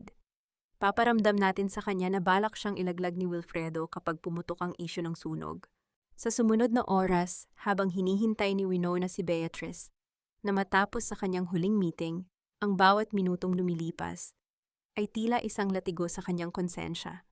Nang lumabas si Beatrice, halatang pagod ito at iritable. Pumasok ito sa backseat at padabog na ibinagsak ang kanyang bag. Drive me to my condo, Weng. Now, ang daming problema, ang daming kailangang ayusin, asik ni Beatrice, habang minamasahe ang kanyang sentido. Habang binabagtas ang kalsada patungo sa Bonifacio Global City, sinimulan ni Winona ang kanyang plano. Ang kanyang mga mata ay nakatuon sa rearview mirror, pinagmamasdan ang mukha ng babaeng umagaw ng kanyang buhay. Ma'am, pasensya na po kung makikialam ako. Panimula ni Winona sa kanyang magaspang na boses. Pero narinig ko po kanina ang usapan ni Sir Wilfredo sa telepono habang naghihintay ako sa sasakyan. Parang delikado po ang plano niyo sa Baseco. Biglang natigilan si Beatrice. Tumingin ito ng matalim sa salamin, ang kanyang mga mata ay naniningkad sa gulat at galit. Ano ang narinig mo, Weng? At sino ang nagbigay sa iyo ng karapatang makinig sa usapan namin? Wala po, ma'am. Nag-aalala lang po ako sa inyo.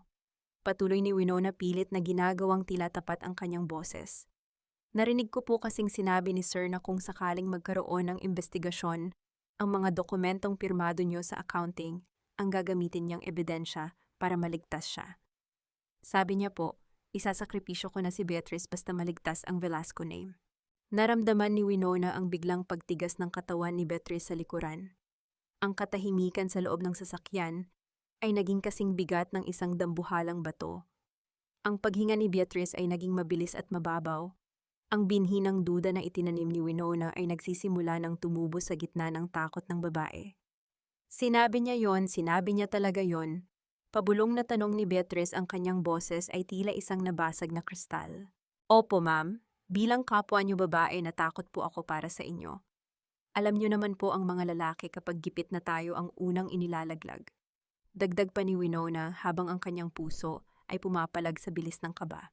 Eksaktong paghinto ng sasakyan sa tapat ng kondo ni Beatrice, humarap ang babae kay Winona. Ang kanyang mukha ay maputla sa ilalim ng ilaw ng gusali. Weng, may kailangan kang gawin para sa akin. Bukas ng madaling araw gusto kong naroon ka sa Baseco. Gusto kong videohan mo ang bawat galaw ng mga tauhan ni Wilfredo. Kung balak niya akong ilaglag dapat ay may hawak din akong ebidensya laban sa kanya. Isang lihim na tagumpay ang gumuhit sa puso ni Winona. Ang bawat piraso ng kanyang plano ay dahan-dahang naglalapat. Opo ma'am, gagawin ko po ang utos nyo. Ngunit habang pababa si Beatrice biglang huminto ang babae at muling sumulyap sa loob ng sasakyan. Tiningnan niya ang mga kamay ni Winona na nakahawak sa manibela, isang maliit na peklat sa kanyang pulso na nakuha ni Winona noong bata pa siya nang iligtas niya si Beatrice mula sa isang asong gala ang biglang nakakuha ng atensyon ng babae. Nanliit ang mga mata ni Beatrice. Isang kakaibang kilabot ang gumapang sa balat ni Winona. Ang hangin sa loob ng sasakyan ay tila naglaho, iniwan siyang hindi makahinga sa ilalim ng mapanuring tingin ng kanyang kaaway. Weng, saan mo nakuha ang peklat na yan? Tanong ni Beatrice, ang boses ay puno ng paghihinala na tila isang patalim na dahan-dahang lumalapit sa kanyang leeg. Mapipigilan ba ni Winona ang mabilis na pagtibok ng kanyang puso bago pa man ito marinig ni Beatrice? At sa pagdating ng madaling araw, ang apoy ba sa Baseco, ang wawakasan ng kanyang plano, o ang apoy ng katotohanang unti-unti nang lumalabas sa likod ng kanyang mascara? Weng, bakit kamukhang-kamukha iyan ng peklat ng babaeng iyon? Ang babaeng matagal ko nang gustong kalimutan. Ang boses ni Beatrice ay tila isang malabong bulong na puno ng lason, habang ang kanyang mga mata ay nakapako sa pulso ni Winona. Ang bawat segundo ng katahimikan ay tila isang dambuhalang bigti na dahan-dahang sumasakal sa hininga ni Winona. Naramdaman niya ang malamig na pawis na gumagapang sa kanyang likod, at ang kanyang mga daliri sa manibela ay tila naging yelo sa tindi ng kaba. Ito po ba ma'am? Sagot ni Winona, pilit na pinapanatili ang gasgas na boses. At ang puntong Visayas, kahit na ang kanyang puso, ay tila gustong tumalon palabas ng kanyang dibdib. Nakagat po ako ng aso sa aming probinsya nung bata pa ako. Marami pong ganitong aso sa Negros, ma'am. Galit na galit ang asong iyon, akala ko nga po ay mawawalan na ako ng kamay. Nanatiling nakatitig si Beatrice ng ilang sandali, ang kanyang mapanuring tingin ay tila sinusubukang baklasin ang bawat layer ng tina sa balat ni Winona. Ngunit ang paranoia ni Beatrice tungkol kay Wilfredo ay mas matimbang kaysa sa hinala niya sa kanyang driver. Huminga ng malalim ang babae at padabog na isinara ang pinto ng sasakyan. Fine, siguraduhin mo lang na naroon ka sa Baseco bago mag-alas 4 ng madaling araw. Huwag kang gagawa ng kahit anong ingay. Just record everything. I need a weapon against Wilfredo. Huling utos ni Beatrice bago tuluyang pumasok sa loob ng kanyang marangyang kondo. Naiwang mag-isa si Winona sa loob ng sasakyan. Ang kanyang buong katawan ay nanginginig sa tindi ng tension. Napasandal siya sa upuan, ang kanyang hininga ay malalim at putol-putol. Ang bawat tibok ng kanyang puso ay tila isang paalala na ang kanyang maskara ay dahan-dahan nang natituklap. Dapit hapon na ng madaling araw nang makarating si Winona sa madilim at tahimik na bahagi ng Baseco. Ang amoy ng alat ng dagat at nabubulok na basura ay tila naging kasing pait ng kanyang nararamdaman. Sa di kalayuan nakita niya ang isang pamilyar na anino na nakatayo sa likod ng isang lumang bodega, si Mateo. Nandito na ang mga tauhan ni Wilfredo. Bulong ni Mateo nang makalapit si Winona. Ang kanyang mga mata ay nakatuon sa isang grupo ng mga lalaking may bitbit na mga galon ng krudo. Hinihintay na lang nila ang hudyat. Kapag nagsimula ang apoy, mabilis itong kakalat dahil sa hangin mula sa dagat. Naramdaman ni Winona ang panunuyo ng kanyang lalamunan. Ang bawat pamilyang natutulog sa loob ng mga dampang iyon ay walang malay sa nagbabadyang impyerno. Kinuha niya ang kanyang cellphone at sinimulang videohan ang bawat galaw ng mga arsonista gaya ng utos ni Beatrice. Ngunit habang nakikita niya ang unang mitya na sinisindihan ng kanyang konsensya, ay tila isang sumasabog na bulkan. Hindi ko kayang panoorin lang ito, Mateo. Wika ni Winona, ang kanyang boses ay puno ng pait. Hindi sapat ang ebidensya kung libu-libong buhay ang mawawala. Winona, kapag nalaman nilang narito ka, hindi lang ang plano mo ang masisira. Maaari kang mamatay. Paalala ni Mateo, ang kanyang kamay ay humawak sa balikat ni Winona bilang pagpigil. Ngunit sa sandaling iyon, isang ginintuang sandali ang namagitan sa kanila. Tumingin si Winona ng diretso sa mga mata ni Mateo, sa kabila ng dumi sa kanyang mukha, at ang gulo ng kanyang buhok. Nakita ni Mateo ang tunay na Winona, ang babaeng may pusong hindi kayang tumalikod sa mga nangangailangan. Dahan-dahang itinaas ni Mateo ang kanyang kamay at pinunasan ng isang bahid ng uling sa pisngi ni Winona. Ang haplos na yon ay hindi puno ng pagnanasa, kundi ng isang malalim na respeto at pagkakaunawaan. Gawin mo ang dapat mong gawin, Winona. Ako ang bahala sa likod mo, mahinang wika ni Mateo. Mabilis na kumilos si Winona. Hindi siya sumigaw, sa halip ay isa-isa niyang kinatok ang mga pinto ng mga dampang malapit sa mitya ng apoy. Gising, may amoy ng gas. Lumabas kayo, bilis! Ang kanyang pabulong na sigaw ay sapat na upang magising ang mga natutulog. Habang ang mga tao ay dahan-dahang lumalabas sa kanilang mga tahanan, nang walang ingay, nakita ni Winona ang isa sa mga tauhan ni Wilfredo na nagtataka sa kilos ng mga tao. Ang lalaki ay lumingon sa direksyon ni Winona. "Hoy, sino ka?" sigaw ng lalaki habang mabilis na tumatakbo patungo sa kanya. Naramdaman ni Winona ang matinding takot, ngunit hindi siya tumigil hanggang sa masiguro niyang ang huling pamilya ay nakalabas na. Ang apoy ay nagsimulang sumiklab, ngunit dahil sa maagang babala ni Winona, ang mga tao ay nakapagsimula ng magbuhos ng tubig at buhangin upang pigilan ang pagkalat nito. Sa gitna ng kaguluhan, mabilis na hinila ni Mateo si Winona patungo sa kanilang motorsiklo. Habang papaalis sila sa Baseco, lumingon si Winona. Ang apoy ay hindi naging dambuhala gaya ng inaasahan ni Wilfredo, ngunit ang video na hawak niya ay sapat na upang maging isang malakas na ebidensya ng tangkang pagpatay.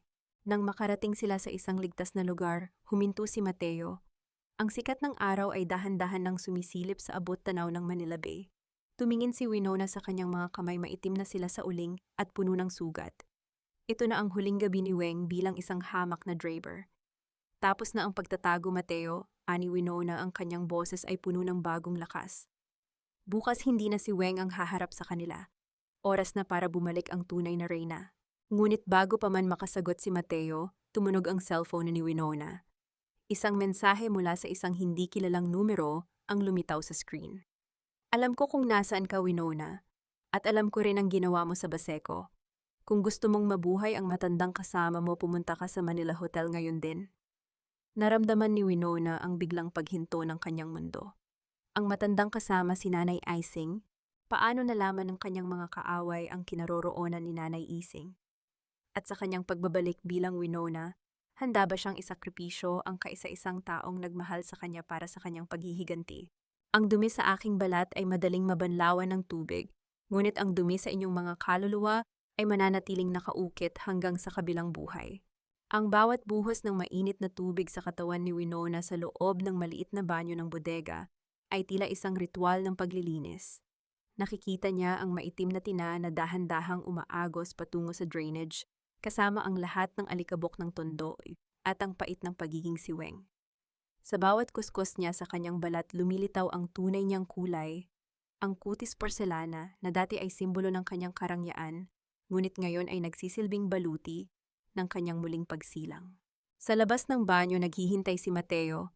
Nakahanda na sa ibabaw ng lamesa ang isang kulay dugong gown na gawa sa mamahaling sutla, ang mga alahas na itinago ni Nanay Ising bago ito palayasin, at ang sapatos na may matutulis na takong na tila mga sandata. "Sigurado ka na ba rito, Winona?" Tanong ni Mateo, ang kanyang boses ay puno ng pag-aalala habang pinagmamasdan ang babaeng lumabas mula sa banyo. Wala na ang magulo at maikling buhok ni Weng. Suot na ni Winona ang isang peluka na tila natural na mahaba, at malasutla ang kanyang mukha ay pintado ng tapang at determinasyon. Hawak nila si Nanay Ising. "Mateo, wala na akong ibang opsyon kundi ang harapin ang mga demonyo sa loob ng kanilang sariling palasyo," sagot ni Winona. Ang kanyang boses ay hindi nagasgas kundi isang matikas at malamig na himig na tila isang huling hatol. "Ito ang gabing kinuha nila sa akin 10 taon na ang nakalilipas. Ngayon ako naman ang kukuha sa lahat ng meron sila. Sa Manila Hotel, ang hangin ay puno ng amoy ng mamahaling alak at ang halimuyak ng mga bulaklak, na tila ba walang anumang krimeng nagaganap sa labas ng mga pader nito. Ang bulwagan ay nagniningning sa ilalim ng mga dambuhalang chandelier, kung saan ang mga pinakamakapangyarihang tao sa bansa ay nagtitipon upang saksiha ang pag-iisang dibdib nina Wilfredo at Beatrice at ang formal na pagsasama ng kanilang mga kumpanya. Nakatayo si Wilfredo sa gitna ng entablado, suot ang kanyang pinakamagandang barong Tagalog, habang si Beatrice ay nakakapit sa kanyang braso na tila isang reynang nakamit na ang lahat ng kanyang ninanais.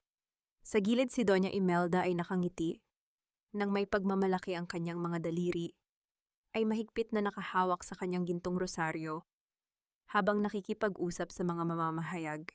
Tonight is not just about business, anunsyo ni Wilfredo. Sa harap ng mikropono ang kanyang boses ay puno ng kayabangan. Tonight is about a new beginning. We have moved on from the scandals of the past, and we are ready to build an empire that... Biglang bumukas ang dambuhalang pinto ng ballroom. Ang tunog ng pagtama ng mabigat na kahoy sa pader ay tila isang kulog na nagpatahimik sa buong silid. Ang bawat mata, ang bawat camera, at ang bawat bulong ay biglang natuon sa aninong nakatayo sa may pintuan. Dahan-dahang humakbang ang isang babae. Ang bawat tunog ng kanyang takong sa marmol na sahig ay tila isang mabagal na pintig ng orasan ng kamatayan. Ang kulay dugong gown ay tila nagniningning sa ilalim ng mga ilaw at ang kanyang mukha ay tila isang sining na nililok mula sa galit at katarungan. I didn't know the celebration had started without the real owner of the house. Ang boses ni Winona ay umalingaw-ngaw sa buong bulwagan, malinaw at nakakapanginig. Nabitawan ni Wilfredo ang kanyang hawak na baso ng wine.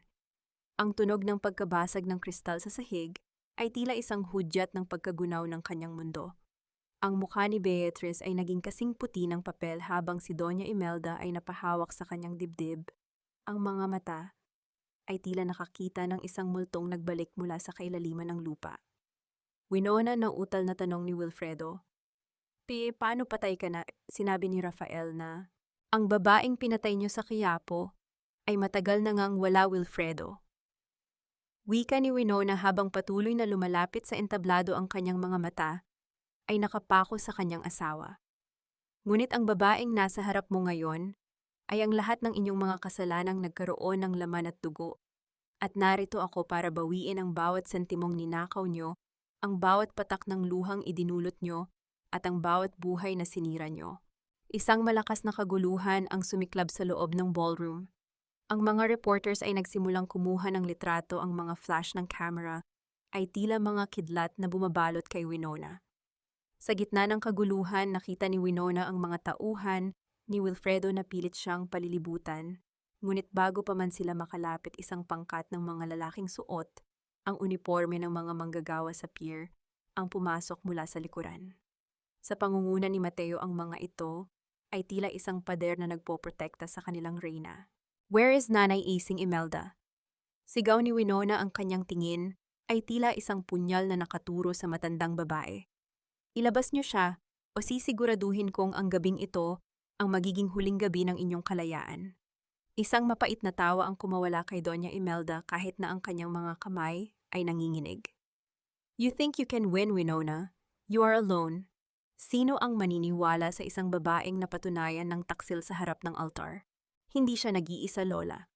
Ang baritonong boses ni Mateo ay umalingaw-ngaw habang umaakyat siya sa entablado sa tabi ni Winona.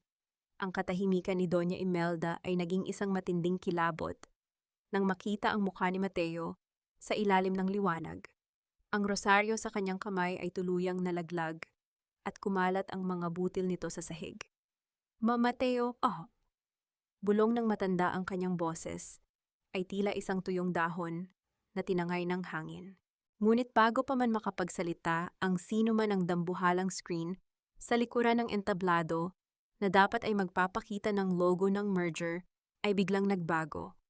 Isang video ang nagsimulang mag-play, ang video ng tangkang pagsunog sa Baseco, ang boses ni Wilfredo na nag-uutos ng krimen at ang mga dokumentong nagpapatunay ng pagnanakaw ni Beatrice sa kumpanya. Naramdaman ni Winona ang matinding tagumpay na humahalo sa kanyang pait. Ngunit sa gitna ng kanyang kagalakan, isang pamilyar na boses ang narinig niya mula sa backstage. Isang boses na humihingi ng saklolo, ngunit may kasamang tunog ng pagkasa ng isang baril. Bitawan niyo ang mga ebidensya o itutuloy ko ang hindi natapos ni Wilfredo sa Quiapo.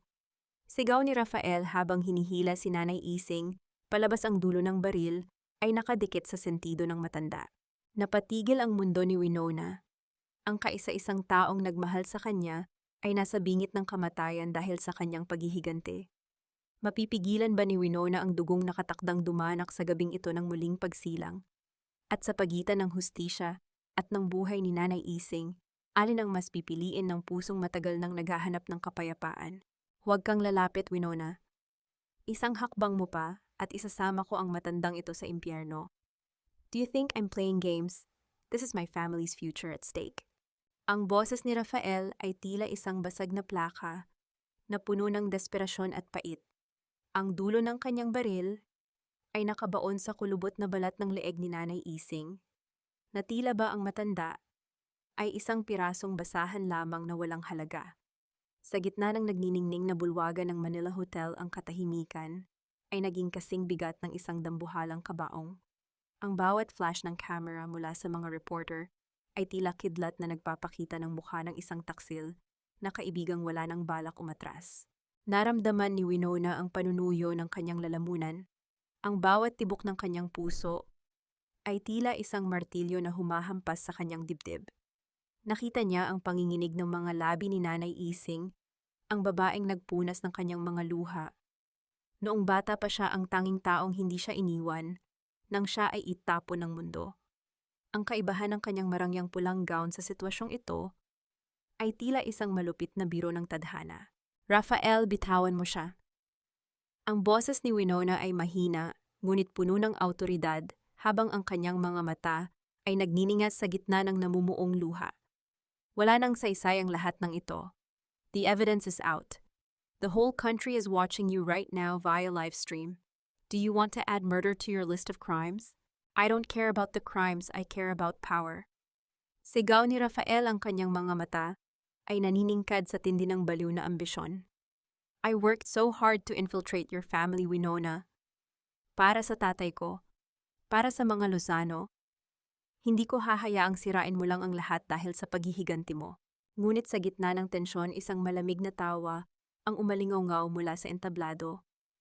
Si Mateo. Humakbang siya ng dahan-dahan papalapit kay Doña Imelda na tila isang aninong naniningil ng utang. Ang matandang babae ay nakaluhod na sa sahig, ang kanyang mga butil ng rosaryo ay nagkalat na tila mga luha ng pagsisisi na hindi na pakikinggan. Look at her. Rafael Coy. Ani Mateo, ang kanyang boses ay tila isang hatol ng kamatayan. Look at the woman you are trying to protect. Doña Imelda Velasco, ang reyna ng mga mapagpanggap. Lola, bakit hindi mo sabihin sa kanila ang totoo? Sabihin mo sa kanila kung paano mo ako itinapon na parang basura para lang mapanatili ang iyong hiya. Napatingin ang lahat kay Doña Imelda. Sa ilalim ng malupit na liwanag ng mga kamera, ang kanyang maskara ng kabanalan ay tuluyang nadurog. Ang takot na mawala ang kanyang dangal sa harap ng buong bansa ay nagdulot sa kanya ng isang matinding histerya. Hindi ko ginusto yun. Kasalanan ito ng tatay mo. He was a mistake. Gulgol ni Doña Imelda, ang kanyang boses ay tila isang kaskas ng tuyong dahon sa semento. Kailangan kong gawin yon, Winona. Wilfredo, ginawa ko ang lahat para sa pamilyang ito. Pati ang pag-frame sa iyo, Winona. Ako ang nag-utos kay Rafael na gumawa ng mga peking larawan. Ako ang nagbayad sa Draper. I did it all to save our finances from my gambling debts. Pero ikaw, Mateo, bakit ka pa bumalik? Ang pag-amin na iyon ay tila isang malakas na sampal na yumanig sa buong bulwagan.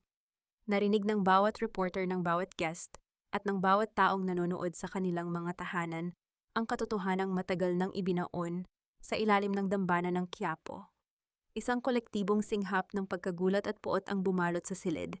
Naramdaman ni Winona ang biglang panghihina ng kanyang mga tuhod. Ang lahat ng kanyang hinala, ang lahat ng kanyang sakit narito na ang kumpirmasyon mula sa bibig mismo ng kanyang kaaway. Dahil sa matinding gulat ni Rafael, sa pag-amin ng matanda, bahagyang lumuwag ang kanyang pagkakahawak kay Nanay Ising.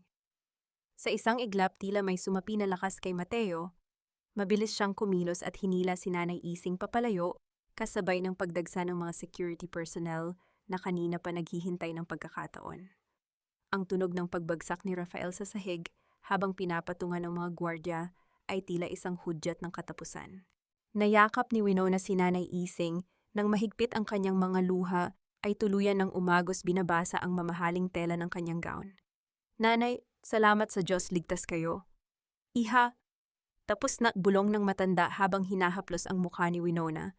Tumayo si Winona at hinarap ang dambuhalang screen.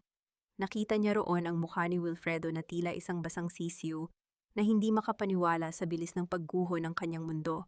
Si Beatrice naman ay pilit na tinatakpan ang kanyang mukha mula sa mga kamera habang kinakaladkad na palabas ng mga pulis. Ngunit ang huling tingin ni Winona ay natuon kay Doña Imelda. Ang matanda ay nakaupo sa sahig blanco, ang tingin tila isang rebultong nawalan ng deboto. Ang hiya na pinakainiingatan niya ay naging isang dambuhalang apoy na tumupok sa kanyang buong pagkatao sa harap ng lahat.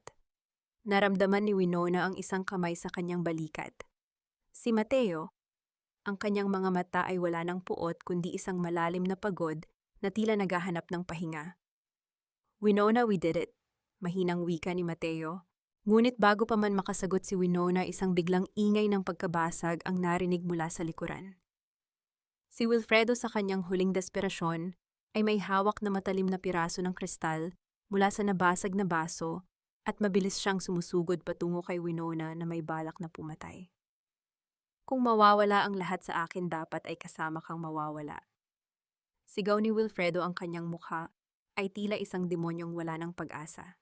Naramdaman ni Winona ang mabilis na pagharang ng isang katawan sa kanyang harap, ang tunog ng tela na napupunit at ang isang mahinang ungol ng sakit ay pumuno sa kanyang pandinig. Sino ang sumalo sa huling hagupit ng galit ni Wilfredo?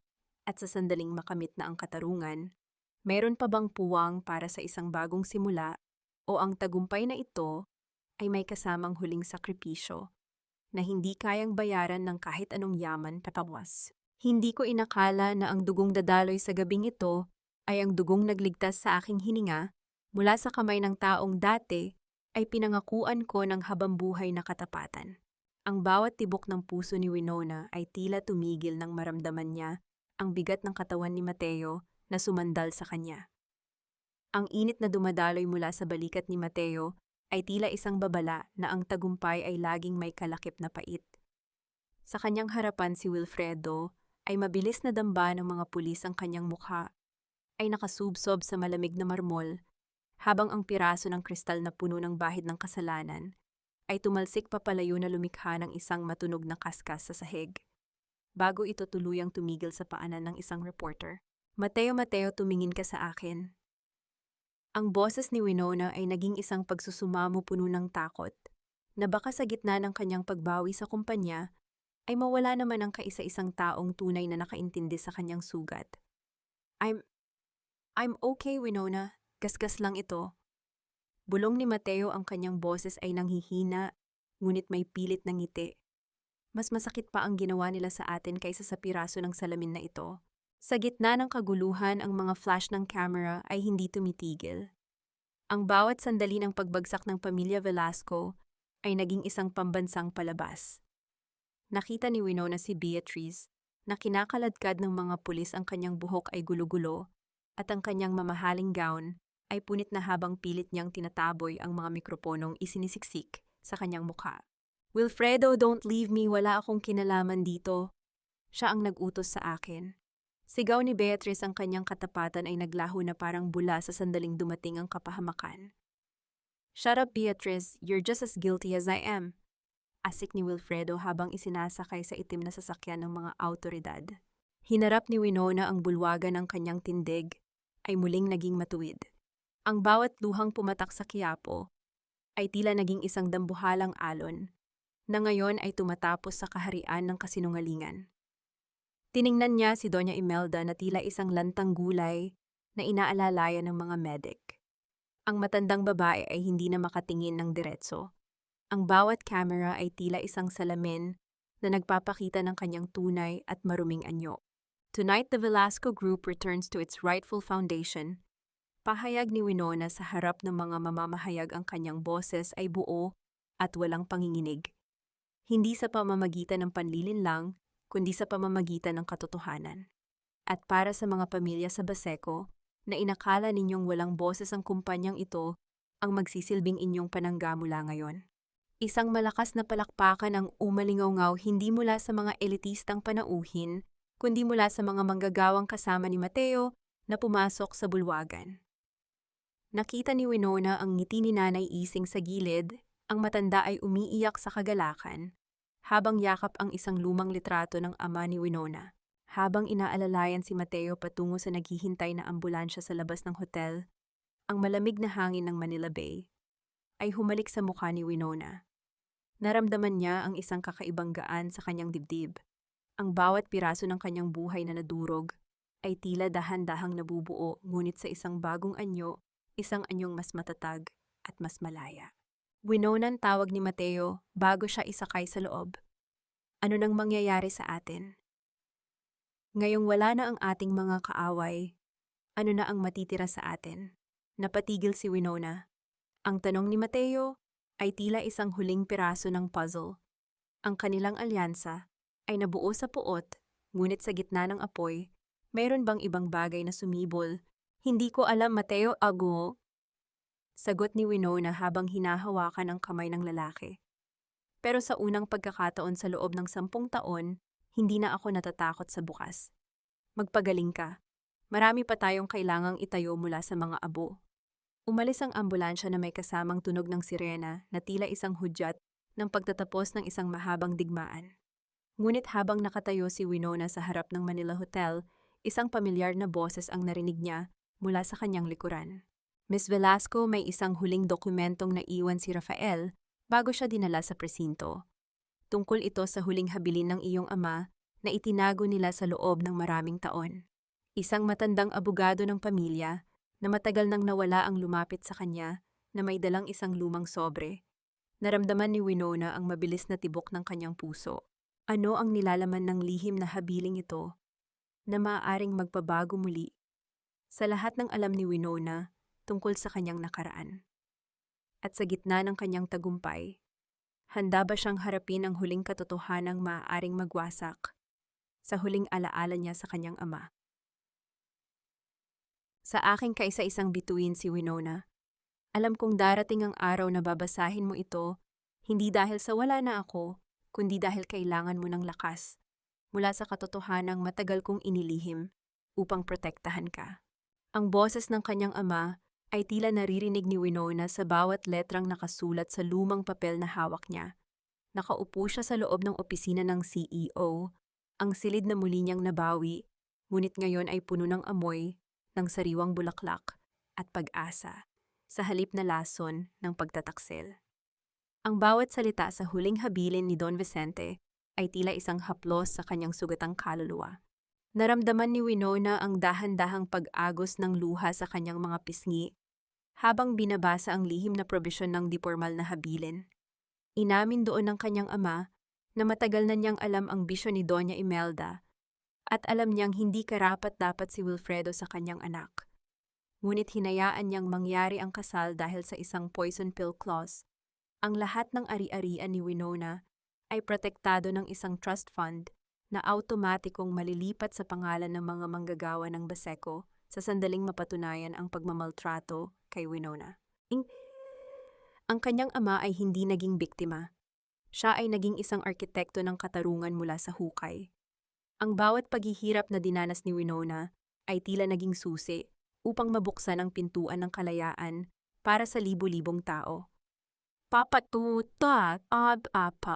Bakit hindi niyo sinabi sa akin? Bulong ni Winona habang niyayakap ang papel sa kanyang dibdib.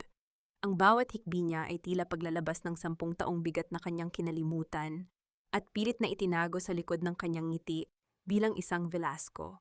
Sa labas ng gusali ang mundo ay nagbago na.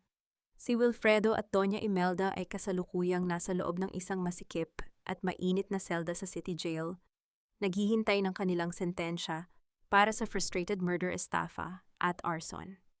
Wala na ang kanilang marangyang damit.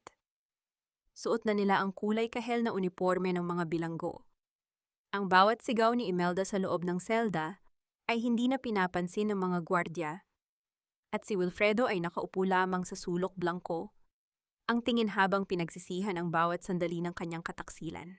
Samantala si Beatriz ay tuluyan ng tinalikuran ng kanyang mga koneksyon na iwang mag-isa sa harap ng batas, ang kanyang kagandahan ay naging abo sa gitna ng kahihiyang idinulot niya sa kanyang sarili. Dahan-dahang tumayo si Winona at lumapit sa bintana na nakaharap sa Manila Bay. Sa gilid ng kanyang mesa, naroon ang isang maliit na frame. Hindi na ito ang litrato nila ni Wilfredo, kundi isang kuha ni Nanay Ising na masayang nagtatanim sa bagong garden ng kanilang muling nabawing mansyon. Bumukas ang pinto ng opisina nang walang anumang ingay. Pumasok si Mateo na may suot na arm sling, ngunit bakas ang lakas sa kanyang mga mata. Suot niya ang isang malinis na polo shirt at ang kanyang mukha ay wala na ang hood ng pagtatago. Siya na ang tumatayong Chief Technology Officer ng bagong Velasco Baseco Logistics. Handa ka na ba para sa unang board meeting, Madam Chairwoman Pat? Biro ni Mateo. Ang kanyang boses ay may halong lambing na tila isang huling nota sa isang magandang kanta. Humarap si Winona sa kanya. Ang kanyang mukha ay nagniningning sa ilalim ng sikat ng araw. Handa na ako, Mateo. Pero bago ang lahat, kinuha ni Winona ang annulment papers na pilit nilang pinalagdaan sa kanya sa Quiapo. Gamit ang kanyang mga kamay, dahan-dahan niya itong pinunit sa gitna. Ang tunog ng pagkapunit ng papel ay tila isang hudyat ng huling paglaya. Itinapon niya ang mga pira-pirasong papel sa basurahan, kasama ang lahat ng alaala ng lalaking pumatay sa kanyang puso. Hindi na ako si Winona Velasco, ang asawa ni Wilfredo, ni wika ni Winona habang papalapit kay Mateo. Ako si Winona Velasco, ang anak ni Vicente, at ang babaeng muling bumuo sa kanyang sarili mula sa abo. Hinawakan ni Mateo ang kamay ni Winona, isang mahigpit at tapat na pagkakahawak. Ang kanilang mga mata ay nagtagpo, hindi sa puot, kundi sa isang tahimik na pangako ng isang kinabukasang sila mismo ang susulat. Walang kumpirmasyon ng kasal, walang madali ang pag-ibig, kundi isang dahan-dahang paghilom na mas matamis pa sa kahit anong tagumpay. Lalabas na sana sila ng silid nang biglang tumunog ang telepono sa mesa ni Winona. Isang pamilyar na numero ang lumitaw sa screen, ang hotline ng kulungan kung saan nakakulong si Wilfredo. Hahayaan mo bang sumagot ang telepono? Tanong ni Mateo. Tiningnan ni Winona ang nag-iingay na telepono pagkatapos ay muling tumingin sa pinto kung saan naghihintay ang kanyang bagong buhay. Isang mapayapang ngiti ang gumuhit sa kanyang mga labi. Hayaan mo siyang tumawag, Mateo, sagot ni Winona. Ang nakaraan ay hindi na nararapat pang sagutin. Habang naglalakad sila palabas, ang bawat hakbang ni Winona ay tila isang martsa ng tagumpay. Ang reyna ay nagbalik hindi upang maghari ng may kamay na bakal, kundi upang maglingkod ng may pusong marunong ng magpatawad sa sarili, ngunit hindi kailanman makakalimot sa halaga ng kanyang dangal. Ang bawat haplos ng hanging dagat mula sa Manila Bay ay tila isang banayad na kamay na nagpupunas sa huling bahid ng pait sa puso ni Winona. Narito siya nakatayo sa pasimula ng baybayin ng Baseco, isang lugar na hindi na ngayon tambakan ng basura at takot, kundi isang maunlad na komunidad ng mga pangarap na muling nabuhay. Ang dapit hapon ay nagpinta ng kulay ginto at rosas sa abot-tanaw na tila ba ang langit mismo ay nakikiisa sa katahimikan ng kanyang kaluluwa. Ihalumalamig na ang simoy ng hangin. Baka sipunin ka, uminom ka muna ng mainit na tsokolate. Ang boses ni Nanay Ising ay puno ng lambing habang inilalapag ang isang tray sa maliit na lamesang gawa sa kawayan. Ngumiti si Winona at dahan-dahang hinawakan ang kamay ng matanda. Wala na ang mga mamahaling alahas sa kanyang mga daliri, tanging ang init ng pagmamahal ng taong nanatili sa kanyang tabi ang mahalaga. Salamat, Nanay. Napakaganda po ng sikat ng araw ngayon, di ba? Parang nakangiti si Papa mula sa itaas. Siguradong proud na proud ang iyong ama, Winona. Hindi mo lang binawi ang kumpanya, binigyan mo rin ng bagong buhay. Ang mga taong inakala ng mundo ay wala ng halaga't tugon ni Nanay Ising bago dahan-dahang pumasok sa loob ng kanilang bagong bahay ampunan na itinayo sa gitna ng Baseco. Ilang sandali pa ay narinig ni Winona ang mahihinang yabag ng sapatos sa buhanginan. Hindi na niya kailangang lumingon upang malaman kung sino ang dumarating. Ang amoy ng kape at ang pamilyar na bigat ng presensya nito ay sapat na. Tumabi sa kanya si Mateo, ang kanyang sling ay wala na at ang kanyang mga mata ay hindi na nagniningning sa puot, kundi sa isang payapang katiwasayan. Nagpadala ng balita ang ating abogado. Panimula ni Mateo, ang kanyang boses ay tila isang himig ng gitara sa gitna ng gabi. Final na ang sentensya. Life imprisonment para kay Wilfredo at Doña Imelda. Si Beatrice naman ay haharap sa mahabang taon ng pagkakakulong dahil sa malaking halaga ng perang ninakaw niya. Huminga ng malalim si Winona, ngunit hindi na siya naramdaman ng galit. Ang mga pangalang iyon ay tila mga anino na lamang sa isang lumang pelikula na ayaw na niyang panoorin muli. Sana ay mahanap nila ang kapayapaan sa loob ng selda Mateo. Ang galit ay isang bilangguan na mas masahol pa sa kahit anong pader na semento. Masaya ako na malaya na ako sa kanila. Tumingin si Mateo sa kanya at sa gitna ng paglubog ng araw dahan-dahang hinawakan ng lalaki ang kanyang kamay. Hindi ito isang mabilis na pangako ng kasal kundi isang tahimik na pagkilala sa isang matinding pinagsamahan. Winona, noong una kitang makita sa Quiapo, akala ko ay pareho tayong wasak na hindi na mabubuo. Pero tinuruan mo ako na ang tunay na lakas ay hindi nanggagaling sa paghihiganti, kundi sa pagpili na muling magmahal sa kabila ng lahat. Isinandal ni Winona ang kanyang ulo sa balikat ni Mateo. Naramdaman niya ang tibok ng puso ng lalaki, regular, tapat at totoo. Nahanap ko na ang aking katarungan, Mateo, at sa wakas nahanap ko na rin ang aking sarili. Sa di kalayuan naririnig ang tawanan ng mga batang naglalaro sa dalampasigan. Ang bawat halakhak nila ay tila isang musika ng tagumpay laban sa bawat luhang pumatak sa gitna ng ulan. Ang poison pill ng kanyang ama ay naging isang gamot na nagpatibay sa isang buong komunidad. Ang sikat ng araw ay tuluyan ng naglaho, ngunit ang dilim ay hindi na nakakatakot para kay Winona.